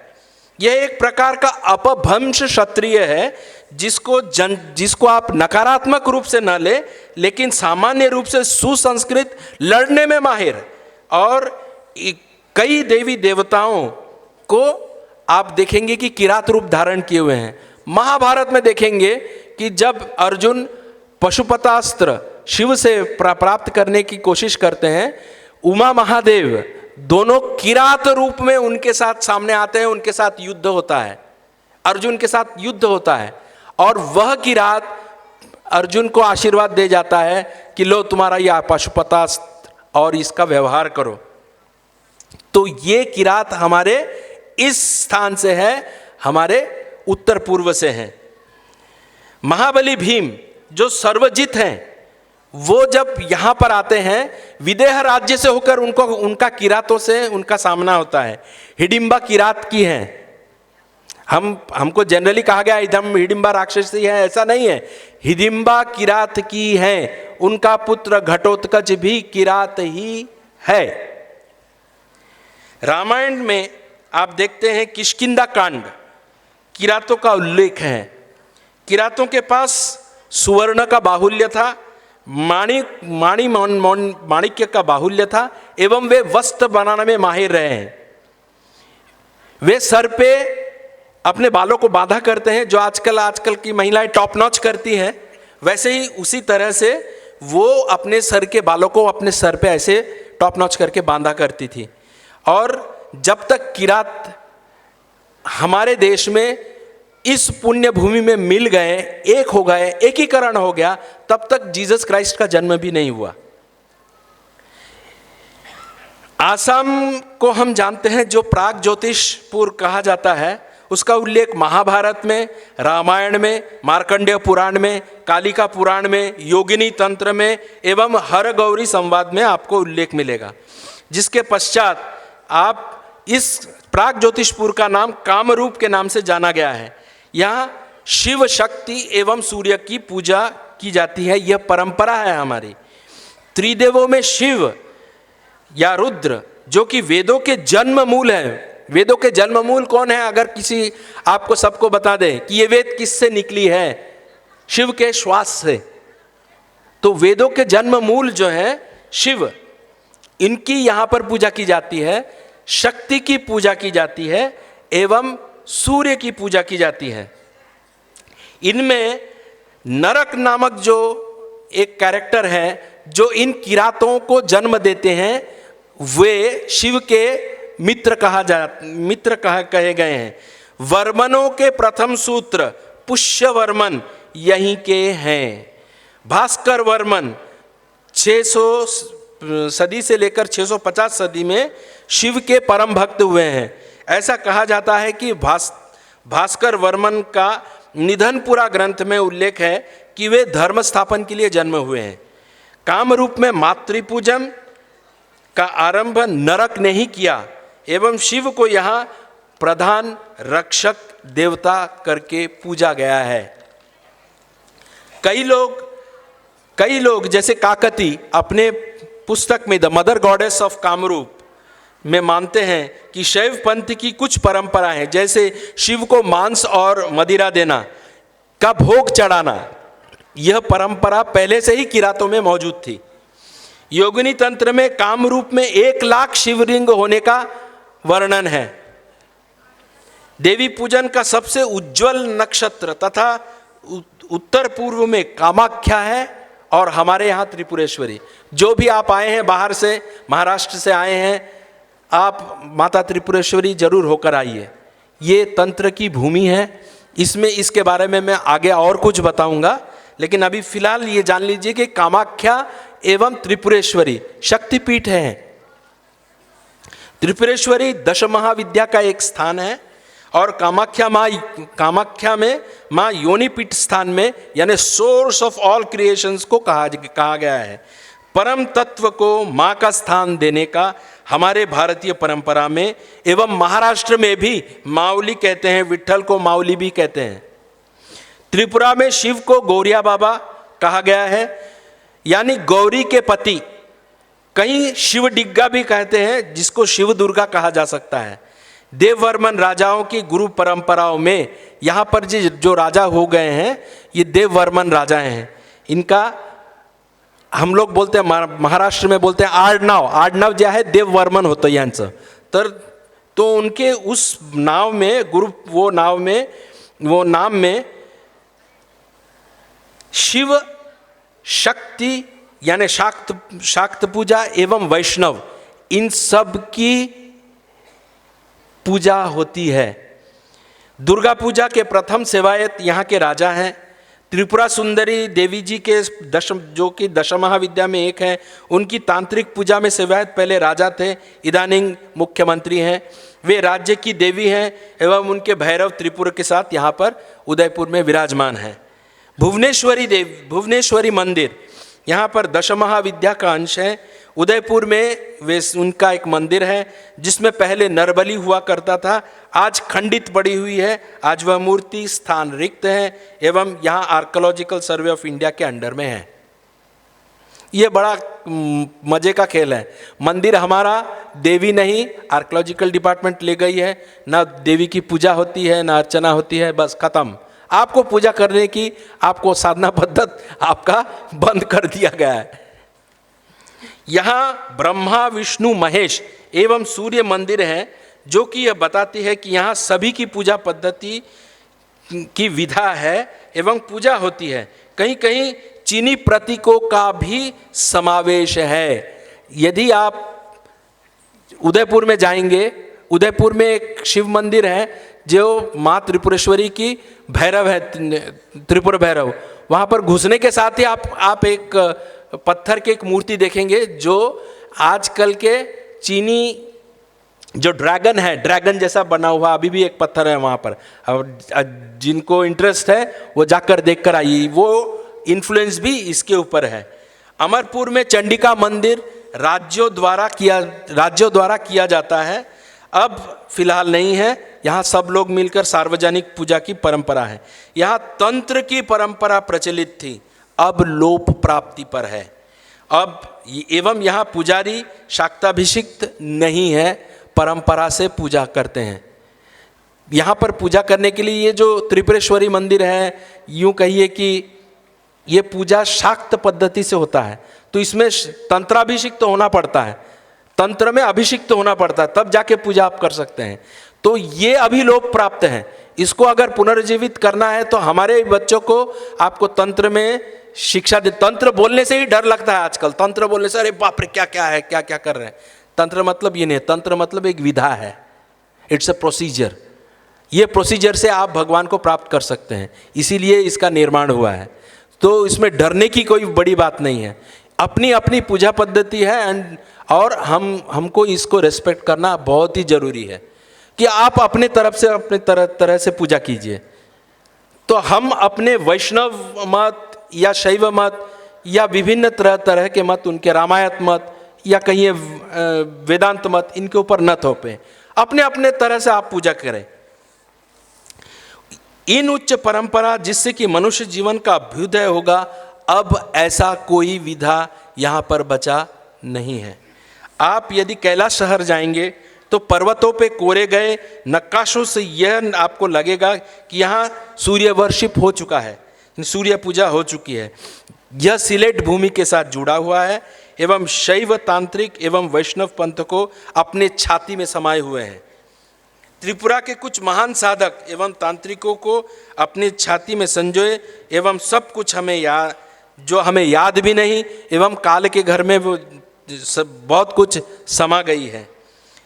मैं कुछ संतों का नाम बताना चाहता हूँ जो आप लोगों को जानना बहुत ज़रूरी है। आप लोग बाहर से आए हैं, कुछ यहाँ के ही हैं। यहाँ पर मोहनपुर में एक महान संत होकर गए हैं जो नाथ परंपरा से थे, सोहम मुनि उनका नाम था। वो अजगर वृत्ति के थे, मतलब आसन में बैठे तो जीवन भर कभी आसन से नहीं खुले, हाथ बांधा हुआ था, हाथ से कभी अपने मुंह से खाना नहीं खाए। भगवान ने कैसा भरोसा देखिए, अगर भगवान हमको अगर सब कुछ करता है तो मैं एक ग्रास भी, एक अन्न भी अपने मुंह में नहीं लूंगा, वैसे बैठ जाए। और सभी उनका हुआ। बहुत बड़े बड़े कम्युनिस्ट वहां पे उनके पास आए और उनके भक्त होकर चले गए। आप लोगों को तो मालूम है कम्युनिस्ट लोग के बारे में बोलना अब अवांछनीय है, फिर भी मैं इतना बोलता हूं कि वो उनके भी भक्त होकर चले गए हैं। कैलाश शाह करके एक गृहस्थ थे, वे तंत्र के एक बहुत बड़े साधक हो गए हैं जिन्होंने अमरपुर में जन्म लिया। उन्होंने अपने मृत्यु को 8 बार उन्होंने टाला, 8 टाइम्स। अमरपुर में रहे हुए हैं कैलाश शाह, महाराज शायद जानते भी होंगे। और वो तंत्र मार्ग के एक बहुत बड़े पंडित हो गए हैं, साधारण जीवन जीते थे, बहुतों को उन्होंने हेल्प किया जीवन में। कई बार उन्होंने कई फैमिलियों को बचाया, तो 10 फैमिलियों को उन्होंने अपने इससे बचाया एवं बसाया भी। आप एक साधु हैं जिनका नाम है ललित साधु, जो अमर सागर के किनारे में पड़े हुए थे, बहुत महान संत होकर गए हैं। उनका शरीर वहीं पर देहांत हुआ और वो वहाँ पर समाहित हैं। अब मैं आपको मिजोरम जनजाति के बारे में कहना चाहता हूँ। यहाँ पर प्रकृति पूजा करते हुए पाएंगे। प्रकृति की पूजा अब्राहमिक रिलीजन्स में वर्जित है, पर हिंदू वैदिक परंपरा में हम प्रकृति की पूजा इसीलिए करते हैं क्योंकि उसके पीछे का अर्थ है ईशावास्यम इदगम सर्वम यत् किंच जगत्याम जगत। जो भी इस ब्रह्मांड में है वह सभी ही ब्रह्म है। तो अगर ब्रह्म ही है तो इनकी पूजा वर्ज्य क्यों? प्रश्न का औचित्य एकदम ही नहीं है। जो इंडिजीनियस फेथ है यहाँ पर, वो मिजोरम के रोपोयानी और पातालचेरा इन दोनों ने बचाया। मिजोरम में पाथियान एक भगवान है, पाथियान, खाजोरेपा, खोवेल, ये सब ब्रह्मा जो सुप्रीम क्रिएटर है, उनको जो इस सृष्टि के रचयिता हैं, सृष्टि के सृष्टा हैं, उनको वहाँ पर पूजा की जाती है। मिजोरम में पाथियान करके उनका नाम है। पाचप्पा करके एक भगवान का नाम है जो विष्णु है, जिसका कनोटेशंस विष्णु है। Preserver of the universe. और फिर आदि अनंत महाकाल में लीन लाद लापा, ये मिजोरम में इन्हीं देवताओं की पूजा होती है। मतलब आप ये कहेंगे कि मिजो कुछ अलग है, नहीं, उनमें ये सब सारी चीजें पड़ी हुई हैं। मातृका वर्शिप मिजो लोग में होता है और इस पूजा को यू कुपेन वाकफू बोला जाता है। नागा जो आप जानते हैं अभी 96% क्रिश्चियन हो गए हैं, उनमें भी रोंग में जोलियांग और कोनियाक नागा अभी भी क्रिश्चियन नहीं हुए हैं। ये यू कुपेन वाकफू को मानते हैं। और आपको बड़ी खुशी होगी कि जिसके हाथ से अर्जुन का वध हुआ, यानी बब्रुवाहन, उनकी माँ यहाँ के ही हैं, नागा की हैं। और ये भी जानते हैं कि बब्रुवाहन कौन था। बब्रुवाहन श्रेष्ठ धनुर्धरों में श्रेष्ठ महारथी अतिरथी हुआ करते थे। बब्रुवाहन वो यहाँ के ही हैं, नागा के ही हैं। नागांव में तुलसी पूजा जो हम लोग करते हैं, महाराष्ट्र में तुलसी पूजा होती है, सारे भारत में तुलसी पूजा होती है। तुलसी आंगन में रहता है, तुलसी की पूजा होती है, तुलसी के सामने दिया धूप बत्ती दिया जाता है, पानी दिया जाता है। ये जो परंपरा है अभी भी नागांव में प्रचलित है। मणिपुर में 3 प्रजातियों में आपको बताऊंगा, मेती, नागा और कुकी एवं विष्णुपुरी।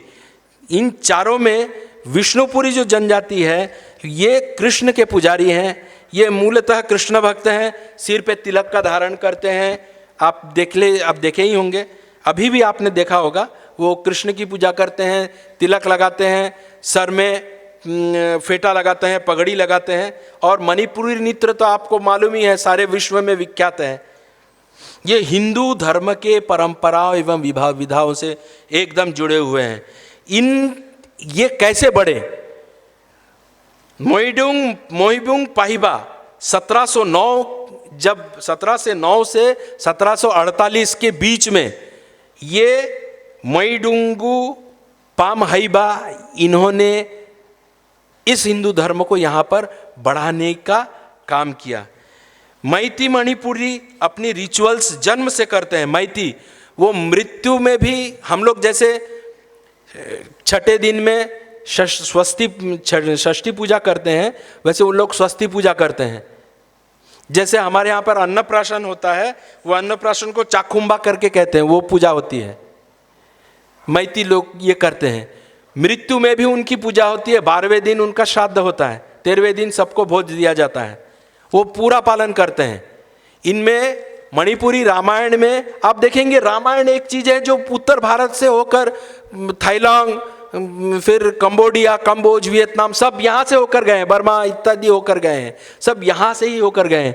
कहीं पर देखेंगे कि रावण को दशानन रावण को 7 मुख किया गया है, सीता को ईता कहा गया है, राम को राम लखन, ये मणिपुरी में कहते हैं राम लखन। अगर किसी के घर में एक साथ जुड़े बच्चे हो जाते तो उनको मणिपुर में राम लखन भी बोला जाता है।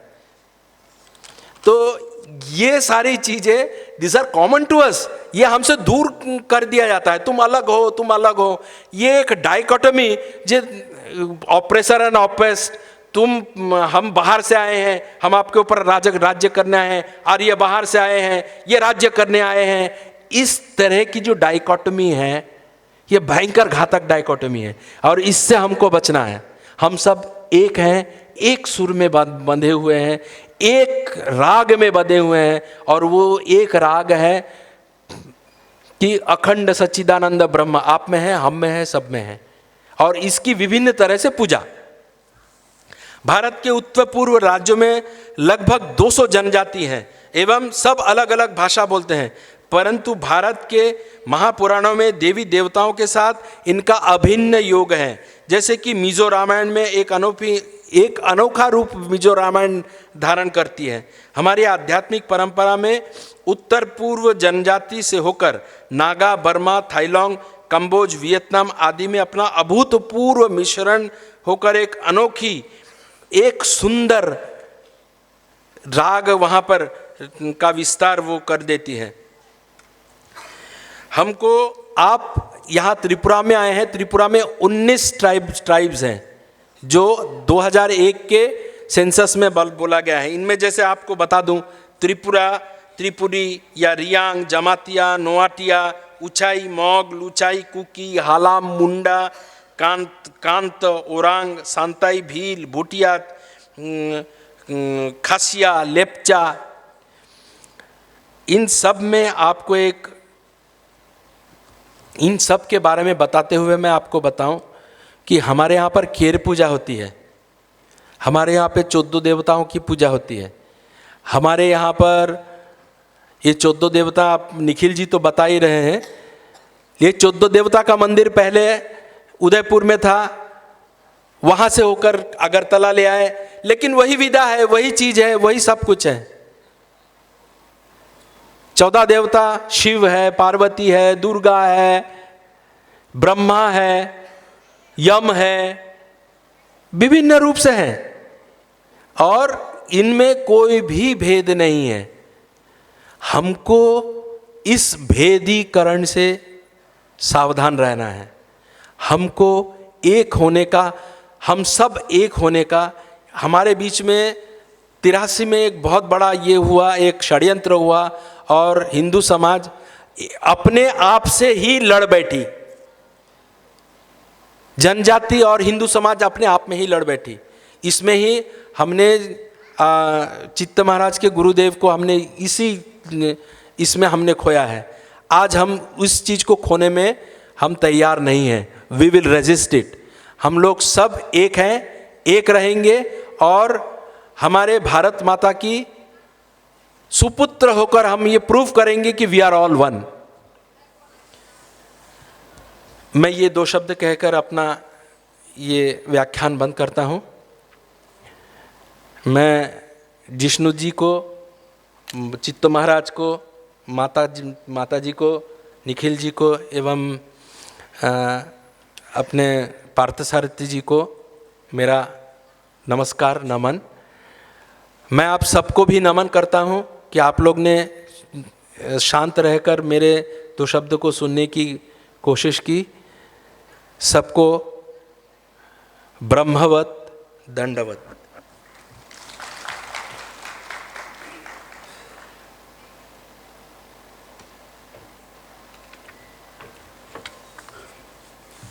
स्वामी जी को असंख्य धन्यवाद। उन्होंने आपने बात रखी, धैर्य के साथ आप भी सुना। अभी मैं, टाइम कम है इसीलिए ज़्यादा बात नहीं करके दीदी को ही बुलाएंगे। दीदी का सब्जेक्ट रहेगा, दीदी आप वहाँ बैठ के आराम से बात कर सकते हैं। अच्छा ठीक है। दीदी का सब्जेक्ट है an abode of spirituality with special reference to the worship of mother earth. Very good evening to everyone. Respected Deputy CM Jishnu Dev Verma ji and Sri Siddha Maharaj ji, other distinguished speakers, and the audience in front of me, including all the scholars, invitees, teachers, and students.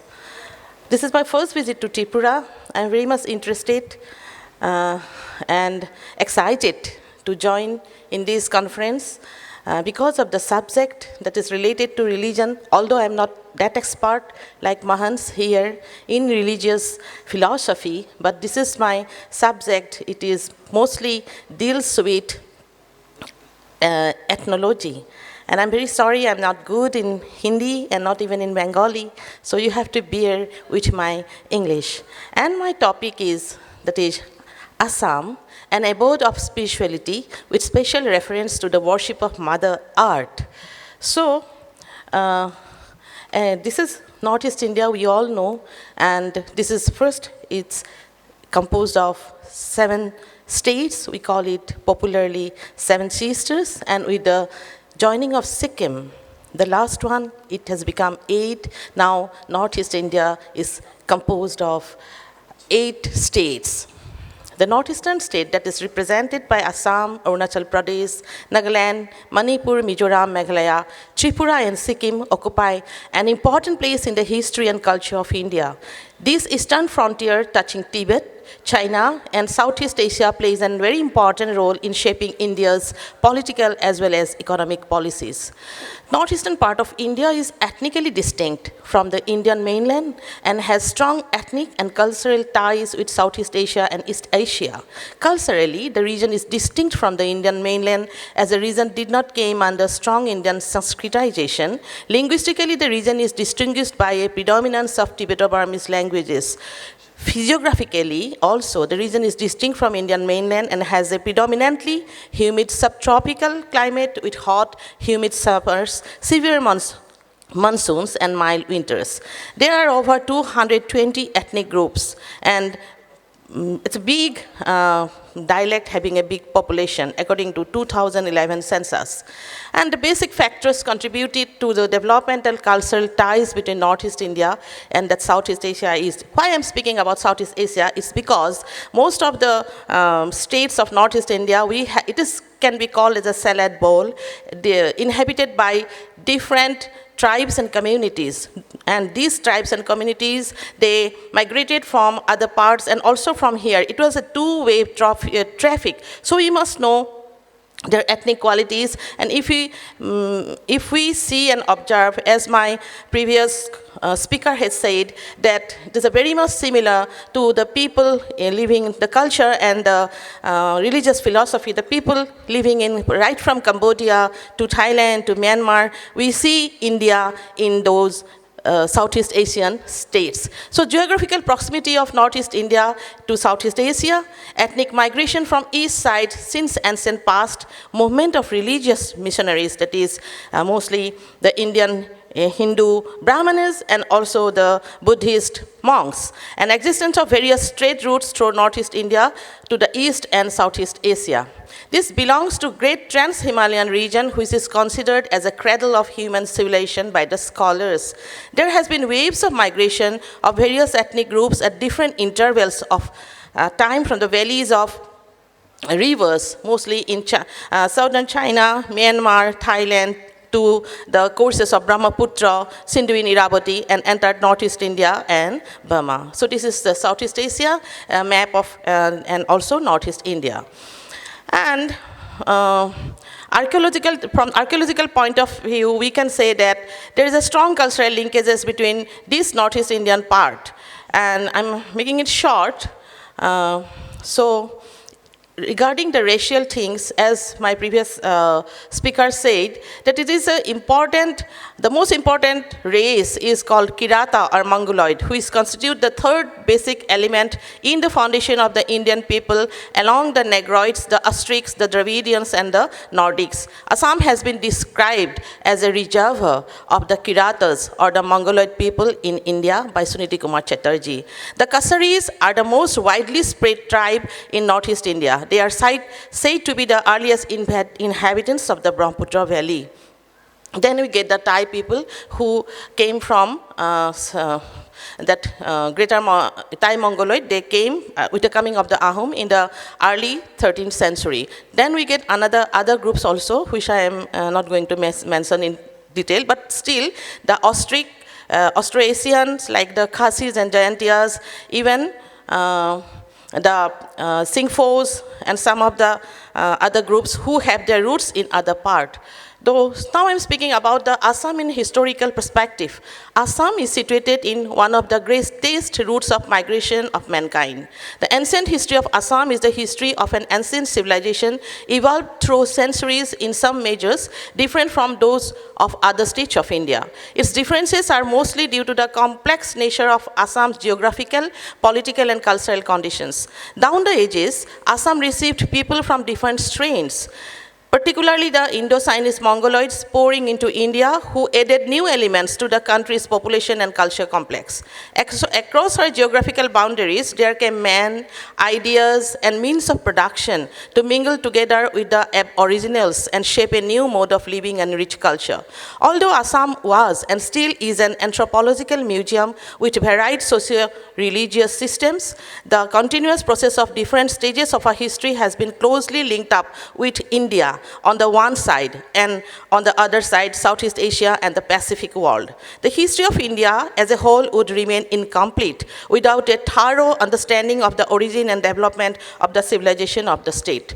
Beginning with the prehistoric period, the land has been exposed to invasions from different directions. As we know, we see right from Kamarupa, which has been 1206 by Muhammad bin Bakhtiar Khilji, and many invasions from Bengal Sultanate period, and then the Mughals. They invaded Assam or this northeast India at least for 17 times, which has been strongly defended by the Kamrupi kings and also the king of the Ahom dynasty. But during the historical period, her link with the rest of India became more closer, both politically and culturally. All available sources indicate that Assamese culture is a composite one, contributed by Austric, Alpine, Aryan, and the Tibeto-Burmese, and lately the Thai-Kadai elements. But study of these elements appears so far to have remained incomplete.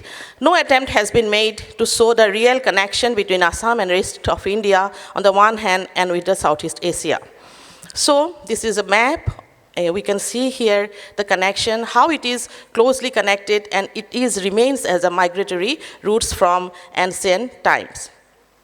The emergence of the Indian epic has spread elements of languages and Hinduism to Southeast Asia. Through the ancient trade route from India to the seashores of Sumatra and Java, that is Srivijaya kingdom, it then spread to the Dharavati kingdom of Khmer, old Cambodia, and the Sri Khetra kingdom of Burma before 400 AD.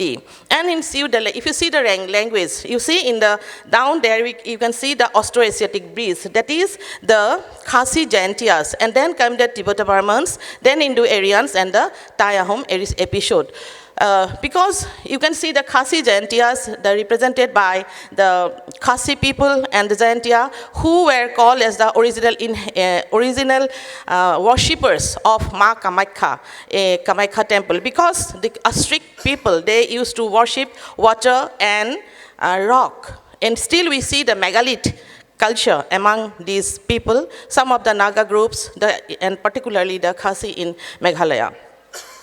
So, also we can see the majority of river names of Upper Assam still begins with D, the noun of the river, Dikho, Disang, Dihing, like that. So, religion of ancient Assam, that is Saivism. The worship of Shiva in Assam has a remote antiquity. Saivism of this period was fully developed religion with various subcults, is proved by the various names of the deity by which he is invoked in the Prasastis. Shaktism, we can get information from Kalika Puran, Yogini Tantra, which were good sources for this. Another area, Malini Than in Lower Siang district of Arunachal Pradesh, contained beautiful images of sun god and Devi. The fertility goddess worshipped by the tribes was accepted by the Brahmanas as Shakti, and therefore since earliest time, Assam has been an important center of Shakti worship. There are also reasons to believe that Sanskritized goddess Kamakya was originally a tribal deity known as Kamakhi or Kamalakhi of the Bodos, or Kamoi or Kamet of the Austrics, representing the present Khasi and Jaintia tribes of Meghalaya.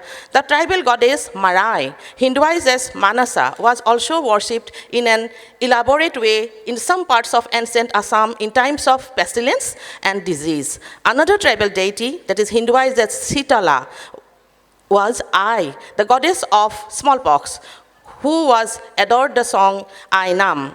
Ahom King Pratap Singh encouraged the worship of Shakti to improve relation with the tribes as the Koshes, the Sutiyas, as well the Jayantias, who called their Devi as Jayanteswari. Shaktism is the cult of worshipping a female goddess as the supreme deity, who is variously called as Devi, Durga, Kuki, Kalika, Chandi, Kamakya, and so on, which implies different manifestation on different aspects of the same god. Ancient Assam was an important center of Shakti worship. The temple of Kamakya on Nilachal Hill, where the genital organ of Sati is said to have fallen, is most famous Shakta shrine in India. Here the Devi is worshipped with tantric rites and sacrifices, the details of which are narrated in Kalika Purana and Yogini Tantra. Another important center of Devi, this is very important, but it is less are known, that is the temple of Tameswari in Sadia in Upper Assam, where the goddess in her Kasai Khati, that means eater of raw falls, raw flesh form was perpetuated with sacrifices of human beings. This goddess has been identified as Dikkaravashini of the Tantras and the Puranas. Human beings were sacrificed at the temples of Kamakhya, Kesaikhati, and Jayantyasari even during the reign of the Ahoms. Finally, the practice was stopped during the reign of Gorinath Singha in the close of 18th century. The worship of Devi is also proved by epigraphic evidences. Kameswara Mahagauri was the tutelar deity of the Pala kings of Kamrupa. The kings of Salastambha dynasty constructed the second Kamakhya temple on the Kamakhya hill near Silghat. The extensive ruins of Devi temples and numerous icons of goddess in her various forms point to the widespread prevalence of this faith. So we see the Devi, and it is actually the nature, the mother earth. Worship of nature is an outcome of human-nature relationship, which was germinated in the minds of primitive man long back. By witnessing the wonderful as well as dreadful events under the mysterious world order, they came for satisfying the natural forces to get blessings to secure their unprotected lives. Till date, the present progenies are carrying the same reverence and gratitude towards nature in various forms across the cultures and religious tradition. As nature is the ultimate shelter to all animate and inanimate, a tendency arose to consider nature as mother who gives birth and takes care of her children unconditionally. The fertility aspect of nature has been personified through Mother Goddess. The spiritual part made through nature worship in the form of Mother Earth became popular among the tribes and all advanced form of religion all over the globe. The whole universe is running on energy. Likewise, each and every human being is having a sort of power or energy. This Shakti manifests itself through creation, maintenance, and destruction. The creative aspect of nature as producer, nurser is symbolized and identified with female or mother.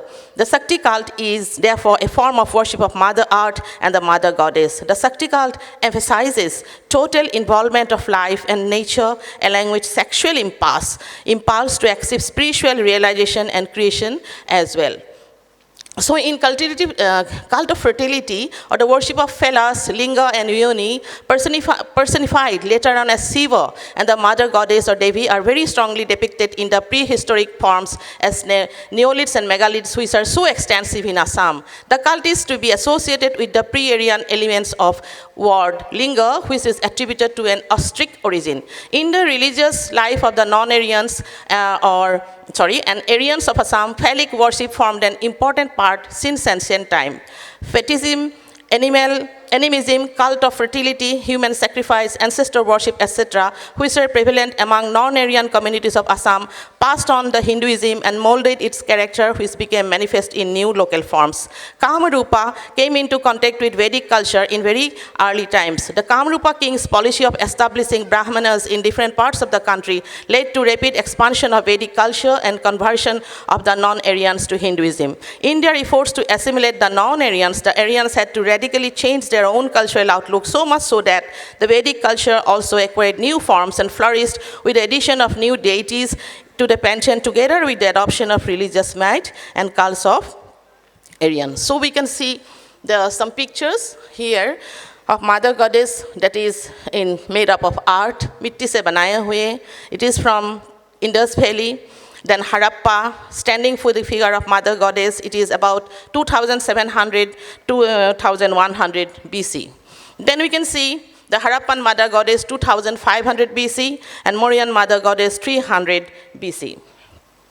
Then here also Mother Goddess sculpture from Madhya Pradesh or Rajasthan, India, 7th to 6th century in the National Museum of Korea, Seoul. Then also victorious Durga standing on the head of the Buffalo Demon, Museum and Art Archaeology, Mussoorie, 9th to 11th century Chola period. The Durga worship in the form of 9 figures, popularly known as Navadurgas. So here we can see different Ma Durgas in their different forms, but the main spiritual philosophy behind all these Mother Goddesses are same. So Sailaputri, Brahmacharini, Chandra Ghanta, Kusmanda, Devi Ma Skanda Mata, Katyayani, Kalaratri, Mahagauri, Siddhidhatri, and this is Kamakhya. So the greatest coach king Narayana rebuilt the temple of Kamakhya when it was destroyed by some invaders, alien invaders. And this is a yoni pit of Kamakhya. That's why it is called that the private person of part of Devi was fall here. And this is another very important sculpture, and this is called Lajja Gauri in Kamakhya temple. You see the sculpture, and this is Lajja Gauri depicting female parts here. And this is the Digheswari temple at North Guwahati, and Shaktipit of goddesses Durga, built by Ahom king Sivasingha who ruled from 1714 to 1744. And here is also the door of Digheswari. And this is Dashabhusha Mahisha Mardani in Jagadhatri temple, Kalugao, built by Bhattapatra Guhai and during Ahom queen Fuleswari Kauri in sculpture. That is earthen. Here also we can get another sculpture of Dashabhuja, Mahisha Mardini. Here is a sculpture of Kali. This Kesai Khati Gokhani, that is very much in Upper Assam. Now, we don't get any particular sculpture, but it is called the Devi was worshipped or given sacrifice of human, as I told. And this is Haragori Devaloy, Buri Gokhani Than. It is Upper Assam, Bhavanipur, Dergaon. And here also some of the rituals or rites, Mother Goddess Durga in local form, here too. So we get, I'm closing it, without royal patronization, it would have not possible. So the early coast kings, including Narayana, were worshippers of Durga. The Ahom kings also patronized Shaktism due to many reasons for state formation and also to appease their new citizens, their new, their subjects. And even you know that the commander, the great commander of Saraighat, Lachit Barphukan, who won the Battle of Saraighat in 1671, is said to took blessing of goddess Kamakhya before going to battle. The Ahom offered sacrifices to Kamakhya in their wars against the Mughals, who had defeated the Ahom for 17 times. Though initially not a Shakta follower, Gadadhar Singha greatly patronized Shakta Hinduism as a decisive measure against the growing power and influence of Vaishnava institutions. Rudra Singha was a great patron of Shakta cult and considered it as the most suitable fate for a monarch and ruling class. He invited Krishnanam Bhattacharya of Simal Gram, Santipur, Bengal, as the king wished to take initiation from a Brahman priest outside his state. Sivasingha, his son, formally took initiation in the Shakti cult in 1714 from this Bengal priest Krishnaram Bhattacharya, who is popularly known as Parvatiya Guhai. Shaktism became creed of Ahom rulers, including the kings and the aristocracy, whereas the subject population had become followers of Vaishnavism. Extensive land grants along with the Kamakhya temple was made to Krishnaram Bhattacharya, for which he became popularly known as Parvatiya Guhai. So there are 19 copper plates inscription which inform about the construction of numerous temples and extensive land grants made to the support of Brahmanas and temples. It was under the patronage of this dynasty, the Ahom religious policy finally anchored on an alliance between the monarch, the Shakti worshippers, and Brahmanical section of the Neo-Vaishnavites. Predominance of Shaktism in the royal court gave rise to sectarian division. So the Ahom rulers constructed temples dedicated to Shakti gods and goddesses, and these temples became the seats of Shakta culture, like Ugratara, many Shiva temples, and also Devi temples in Sibsagar, all over scattered Assam. Renovation works of Kamakhya temple was done during the rule of Rajeshwar Singha. Here, a good number of Shiva temples, as I told, built by Ahom rulers, different parts of their kingdom. Land and labors were allotted to their temples. This is Umananda in the Peacock Island amidst Brahmaputra. Inscription in Sanskrit language. In this inscription, we can get the donation was given, land donation. And by becoming the disciples of either the Satras and the patronizing Vaishnavism institutions, the Ahom rulers encouraged the subject population to embrace the new religion and indirectly contributed the creation of a united society in the Brahmaputra Valley. These are the manuscripts where we get the informations, and these are some of the local, but they doing in a local way, but they are worshipping their local devis. Here also, I'm concluding, it is engrossed the worship of mother. Matrika puja जो है सबका अंदर, it was so much engraved, or seriously, sincerely people worship their land, Bhumi Puja, that is mother, and it is, we can see in their, not only in the family rituals, but also in the national festivals. This is planting season, praying the ancestors and the Bhumi. And here harvesting, worship of rice spirit, and the Lakshmi. Lakshmi means rice Lakshmi. In Assam we call Lakhmi Adora, Lakhmi Ona, Panitula, many.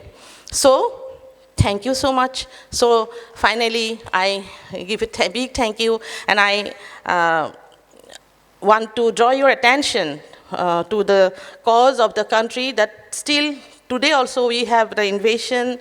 This is economical or political, but we still need the blessing of our mother goddess, and also we must concern with the Bhumi, the land, our motherland. With these few words, I conclude here. Thank you. दीदी को प्रणाम। बहुत ही rich subject उन्होंने रखा। तो ये हमारा आंखें खोल देने वाला सब्जेक्ट था। साथ साथ कुछ सवाल भी उठते हैं, बाद में टाइम मिले तो सवाल रखेंगे दीदी के सामने। उसके पहले मैं आग्रह करूंगा हमारे माननीय deputy chief minister Shri Jishnu Dev Barman महोदय को उनके वक्तव्य रखने के लिए। नमस्कार। मंच में विराजमान पूजनीय चित्त महाराज जी को प्रणाम। मंच में उपस्थित है निखिल जी, हमारी बहन ऑनरेबल प्रोफेसर फ्रॉम असम त्रिम्बकानंद जी स्वामी, एवं हमारे मॉडरेटर पार्थ भारती जी, और जो महाराष्ट्र से आए हैं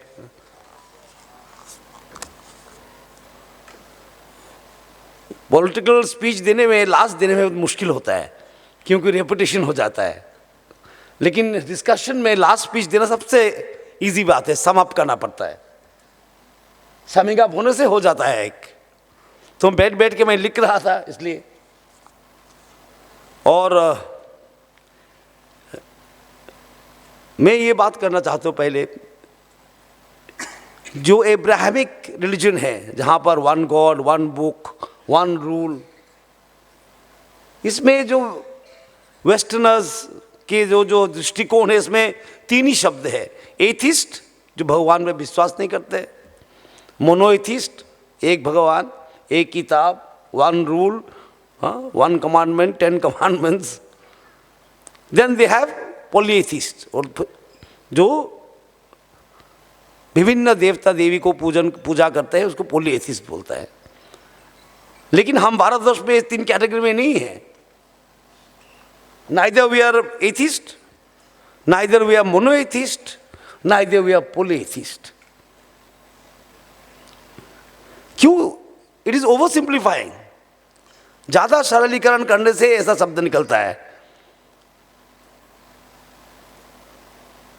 ब्लैक एंड व्हाइट। आप एक देवता को विश्वास करें तो मोनोएथिस्ट, दो को करें तो पॉलीएथिस्ट, और नहीं करें तो एथिस्ट।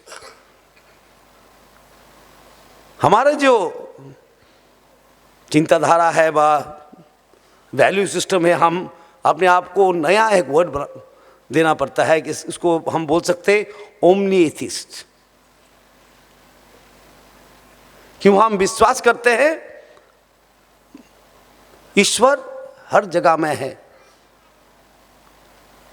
मनुष्य में है तो प्राणी में भी है, पेड़ पौधा में भी है। गीता में भक्ति योग में चैप्टर 9 श्री कृष्ण ने बताया था, यथा आकाश स्थितो वायु सर्वत्र गो महान तथा सर्वाणी भूतानि, मैं भी रहता हूँ। जैसा आकाश स्थितो वायु सर्वत्र गो महान, जैसा वायु हर जगह में रहता है, there is no vacuum in nature, ऐसा मैं भी प्रवाहित होता हूँ हर जगह में। और ये स्पिरिचुअल जो चिंताधारा है वही नॉर्थ ईस्ट का चिंताधारा है। इसको फिर ओवर सिंप्लीफाई करके, बहुत ही सरलीकरण करके वेस्टर्नर्स लोग ने क्या बोल दिया, एनिमिज्म।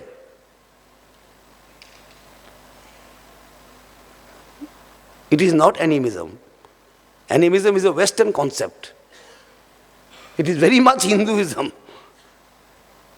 इस कॉन्टेक्ट में हिंदुइज्म, अथा काश स्थितो वायु सर्वत्र गो महान तथा सर्वाणी भूतानि, में भी जो रहता हूँ उस जगह। तो नॉर्थ ईस्ट में हम नेचर को, नेचर वर्शिप है। हिंदुत्व में नेचर वर्शिप का कोई, ठीक ना, नेचर से उत्पत्ति हुआ सब कुछ, हम विश्वास करते हैं। And the forest was the most secret place in our religion और इन आवर धर्म। हमारा धार्मिक ट्रेडिशन में फॉरेस्ट सबसे सीक्रेट प्लेस था, जहां पर एवरीथिंग लिव्स इन हार्मनी। सब कुछ हार्मनी में रहता है फॉरेस्ट में। कोई कौन कभी आया, कब गया, कौन इस फॉरेस्ट का है, कोई इस फॉरेस्ट का नहीं है, वो क्राइटेरिया है नहीं फॉरेस्ट में। There is a creation every day.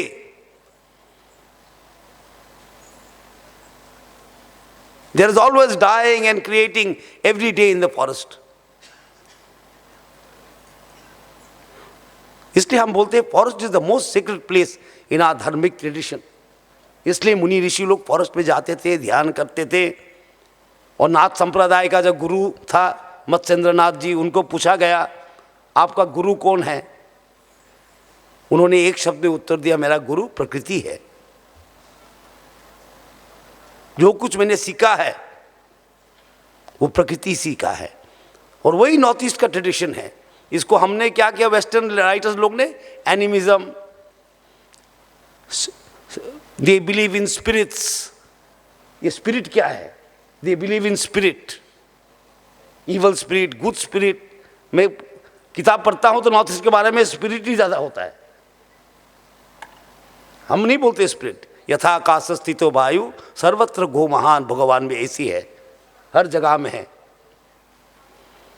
This is the धार्मिक वे ऑफ थॉट, और वही नॉर्थ ईस्टर्न का थॉट है। आज जो कन्वर्जन हो रहा है, इन लोग को समझाया जा रहा है, मैं किसी से क्रिटिसिज्म नहीं कर रहा हूँ, जो रियलिटी है बोलना पड़ता है। आप लोग स्पिरिट्स में विश्वास करते हैं, इवल स्पिरिट्स है, गुड स्पिरिट्स है। वो स्पिरिट विरिट कुछ नहीं है। वो हिंदुत्व का मूल जो चिंताधारा है वो है भगवान सर्वत्र है। अहम ब्रह्म अस्मि तत्त्वमसि। If I am Brahma, you are also Brahma, the tree is also part of ब्रह्म। निखिल जी बोल रहे थे कि मणिपुरी संप्रदाय का रास इधर 224 साल चल रहा है, होता 431 साल। कैसे चला? क्यों? भक्ति है। निखिल जी ये भी बोल रहे थे कि बहुत सारे जो शब्द है हम इंग्लिश में इसको ट्रांसलेट करना कोशिश करते हैं। भक्ति का नियरेस्ट वर्ड इन इंग्लिश है डिवोशन। What is भक्ति? You find out. बोले डिवोशन एक इमोशन है। Devotion is only an emotion. भक्ति इज नॉट एन इमोशन। भक्ति इमोशन नहीं है। हमारी गीता में भक्ति को भक्ति योग बोला है। एंड द वर्ड योग, जो शब्द है योग, वो आता है संस्कृत शब्द युज से, 2+, ऐड करना।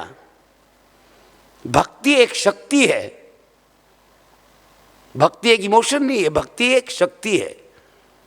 It may come through emotion, that is another matter. Meera Bai को इमोशन से आया है, लेकिन शक्ति है। जो प्राप्ति होती है वो शक्ति है। भक्ति इज शक्ति, एंड दैट शक्ति संत समाज के पास है। इसलिए आज 700 साल मुगल, पठान, 200 साल ब्रिटिश कुछ नहीं कर पाया। जहां पर भक्ति है उधर कोई आक्रमण नहीं चलता है। संपत्ति ले सकता है, मंदिर तोड़ सकता है, लेकिन भक्ति रह जाता है। It's a indestructible energy. Bhakti is a indestructible energy.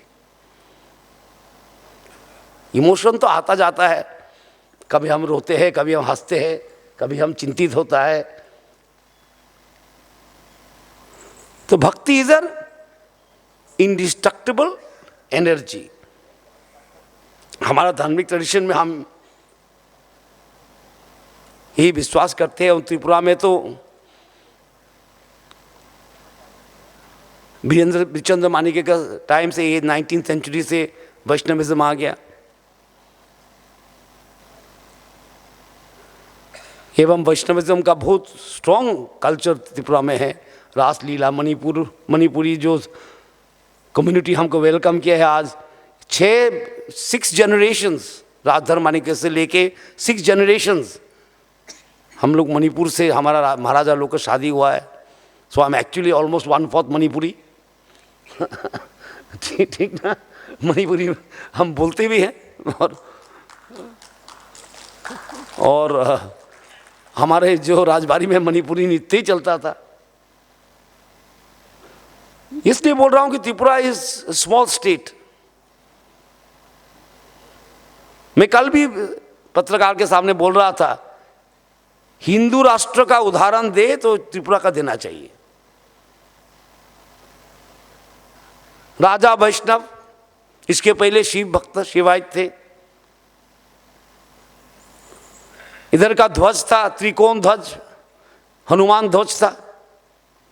Chandravanshi, सिंहासन निखिल जी बोल रहा है महाभारत टाइम का। और हम लोग को बोल रहे हैं वेस्टर्न टाइटल एनिमिस्ट। ये तो अजीब सा बात है। और हम लोग को बोल रहे हैं animist, tribals of Tripura animist. What is animist? ये लोग के लिए ठीक है, जिसके मोनोइथिज्म में विश्वास करते हैं, एक बुक, एक भगवान, एक प्रेयर, ठीक ना, एक प्रार्थना, वो लोग के लिए हो सकता है एनिमिस्ट में अप्लाई टू देम। किंतु हमारे लिए जो हम ओमनिएथिस्ट है, हम विश्वास करते हैं भगवान हर जगह है, हर चीज में है, इसमें एनिमिज्म का कोई जगह नहीं है। तो मैं बोल रहा था त्रिपुरा जो उदाहरण हो सकता है। मैं तो बहुत आनंदित हूं कि संत सम्मेलन इधर हुआ त्रिपुरा में। 185 किंग्स सभी हिंदू थे, सब धार्मिक ट्रेडिशन के हिंदू थे। और एक अद्भुत कल्पना है कि हिंदू राष्ट्र माने हम सब लोग को निकाल देंगे। हजारों साल से इधर था। और हमारे महाराज ने बुद्ध मंदिर भी बनाया, मस्जिद भी बनाया है। मरियम नगर जो पहले थे उदयपुर में, उधर हमने चर्च भी बनाया। किंतु हम विश्वास करते थे वी आर ओमनिएथिस्ट, भगवान हर जगह है, हर प्रार्थना में भगवान का नाम है। हम इंग्लिश में करें या संस्कृत में करें या मराठी में करें,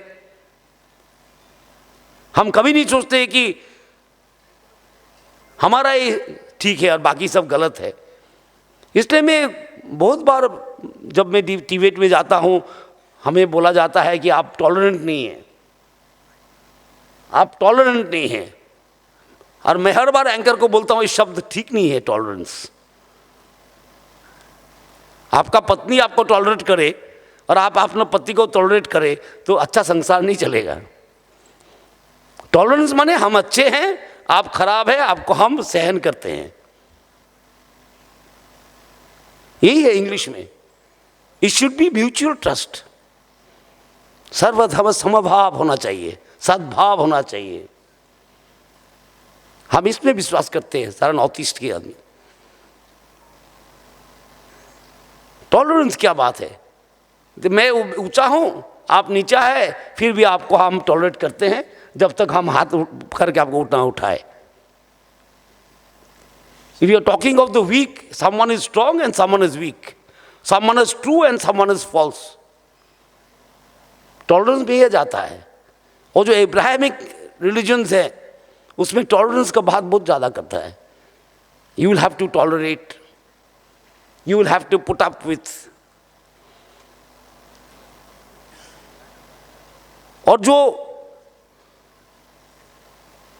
मार्क्सियन थियरी में विश्वास करते हैं वो लोग क्या बोलते हैं? Everything is in conflict. और हम विश्वास करते हैं everything is in harmony. It is through harmony, cooperation and coordination that we can move forward spiritually and physically.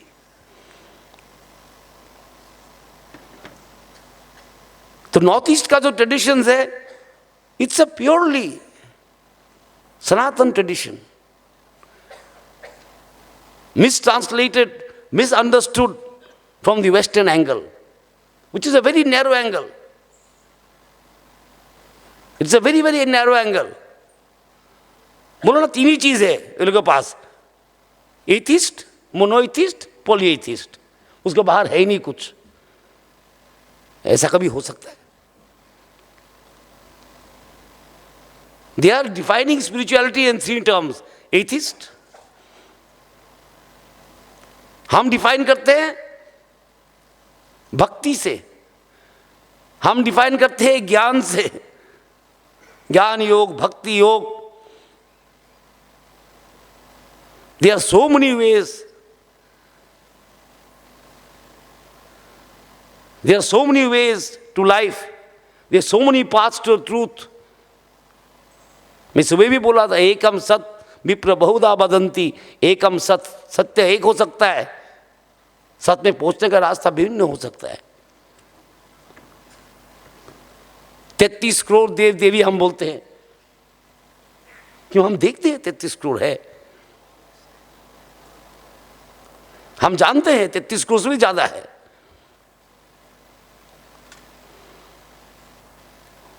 We have no problem. हमारा सनातन धर्म में कोई प्रॉब्लम नहीं है देव देवी का, और बढ़ सकते हैं, no problem. We welcome everyone. कि हम ही बोलने वाले हैं पृथ्वी को वसुधैव कुटुंबकम. This is the north east tradition. ये एनिमिज्म नहीं है. और एक निकाला है मिस्टिसिज्म. एनिमिज्म, मिस्टिसिज्म, सिंक्रेटिज्म, बड़े बड़े शब्द. ये बड़े बड़े शब्द से कंफ्यूजन होता है. हम जब भी दिल्ली में जाते हैं, बात करते हैं, बोले हाँ, you people believe in animism. I say certainly not, certainly not. जाइए छविमुरा, देखिए दुर्गा का कार्विंग है हिल साइड में. जाइए ऊनकोटी. ऊनकोटी का अर्थ क्या है? वन लेस देन अ करोड़. 1 लेस देन अ करोड़ देव देवी का मूर्ति था उधर. बहुत डिस्ट्रॉय हो गया, अभी भी काफ़ी है. गणेश है, गणेश का मूर्ति अभी भी है. कैलाश शहर हम बोले, हमारा शहर का नाम है कैलाश शहर, जो ऊनकोटी के पास है. कोई कैलाश माणिक्य बोल के कोई नहीं था. आदमी सोचते हैं कि ये कैलाश माणिक्य का नाम है रखा. कैलाश माणिक्य का नाम कोई नहीं था. कैलाश शहर माने कैलाश के नज़दीक जो शहर है उसको कैलाश शहर.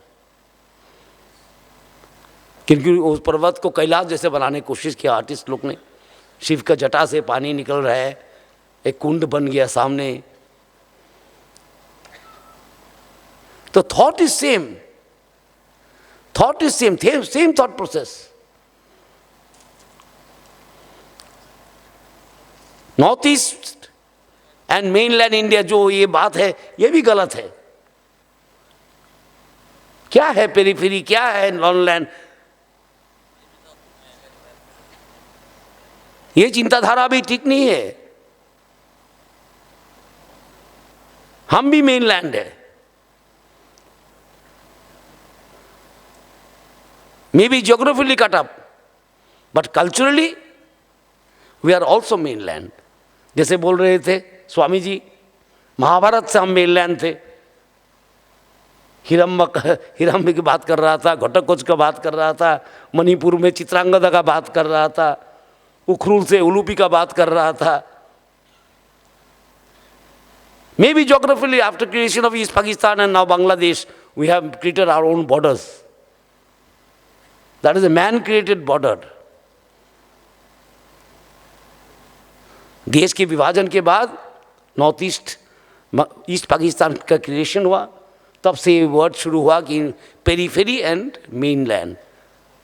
मैं तो बोलता हूँ हम भी मेनलैंड है, culturally we are mainland, we are very much mainland culturally. जहाँ पर इतना मेंशन है रामायण में, इतना मेंशन है क्या महाभारत में, हम कैसे पेरीफेरी हो सकते हैं? Culturally we are with the Sanatan or the dharmic way of life. Culturally and spiritually, the Northeast is very much the traditions, the culture, the music, the way of thinking is dharmic, value-based. It is dharmic, value-based.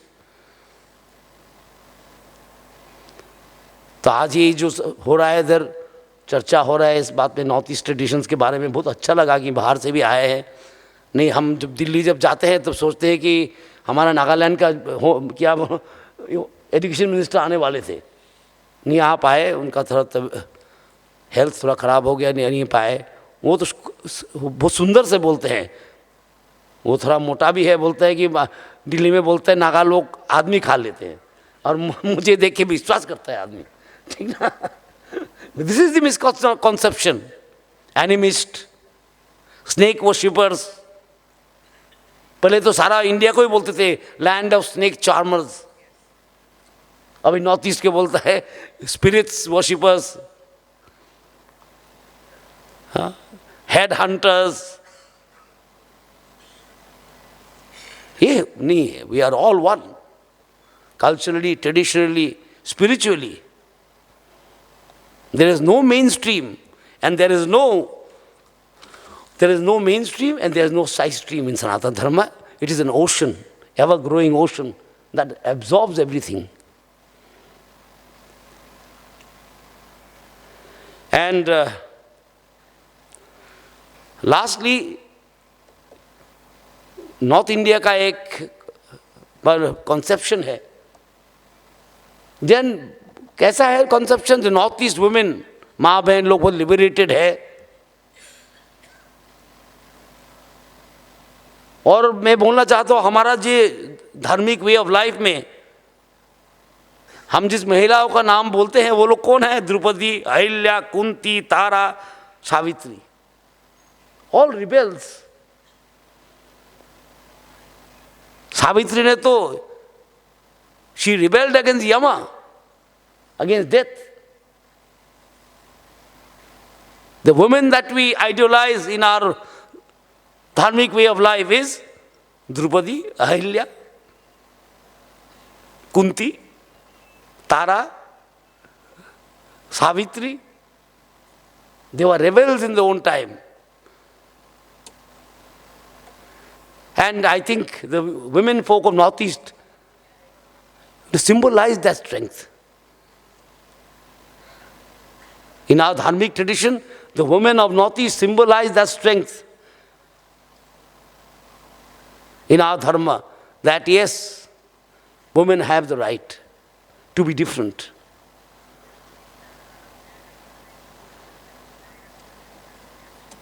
And it's very encouraging that in Tripura, I was going through a lot of books, writing a book on Tripura. मैं निकला रहा था त्रिपुरा के बारे में, बहुत सारे किताब विताब पढ़ रहे थे। एक किताब, छोटा सा किताब था, world catalogue of coins. World catalogue of coins, उसमें लिखा था Tripura is the only kingdom which consistently has the name of the queen with the name of the king.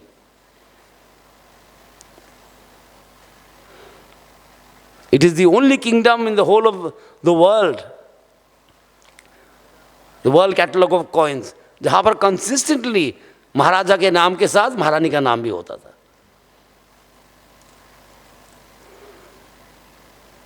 and it was a Hindu kingdom. It was a Hindu kingdom. So this misconception the Hindu society में महिला का भूमिका कम होता है, पुरुष वो सब करता है. अभी प्रोफेसर साहब बहन ने बोल रहा था कितना शक्ति पूजा होता है इधर. North east is the land of shakti, of Devi.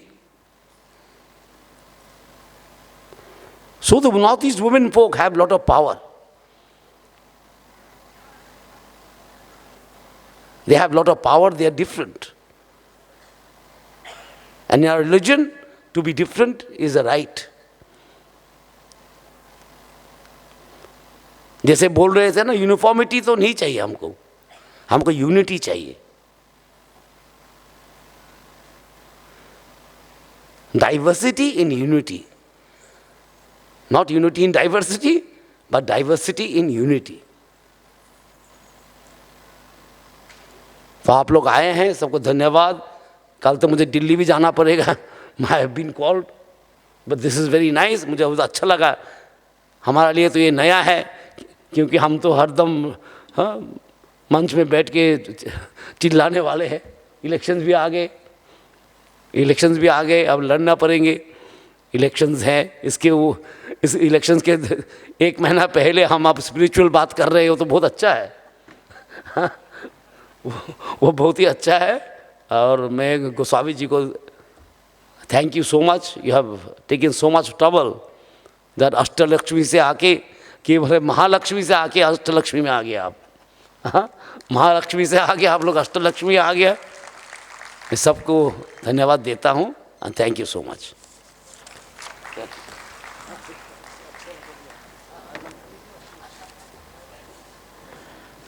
Thank you sir. हमारे समय के कमी के कारण हम प्रश्नोत्तर पर्व को नहीं ले रहे हैं. छोटा एक काम बाकी है, या जो गेस्ट है उनको थोड़ा मेमेंटोस देना है, वो अभी होंगे. मैं आग्रह करूंगा चित्त महाराज को कि आप थोड़ा कृपया ये मेमेंटो विथ आशीर्वाद सबको दे.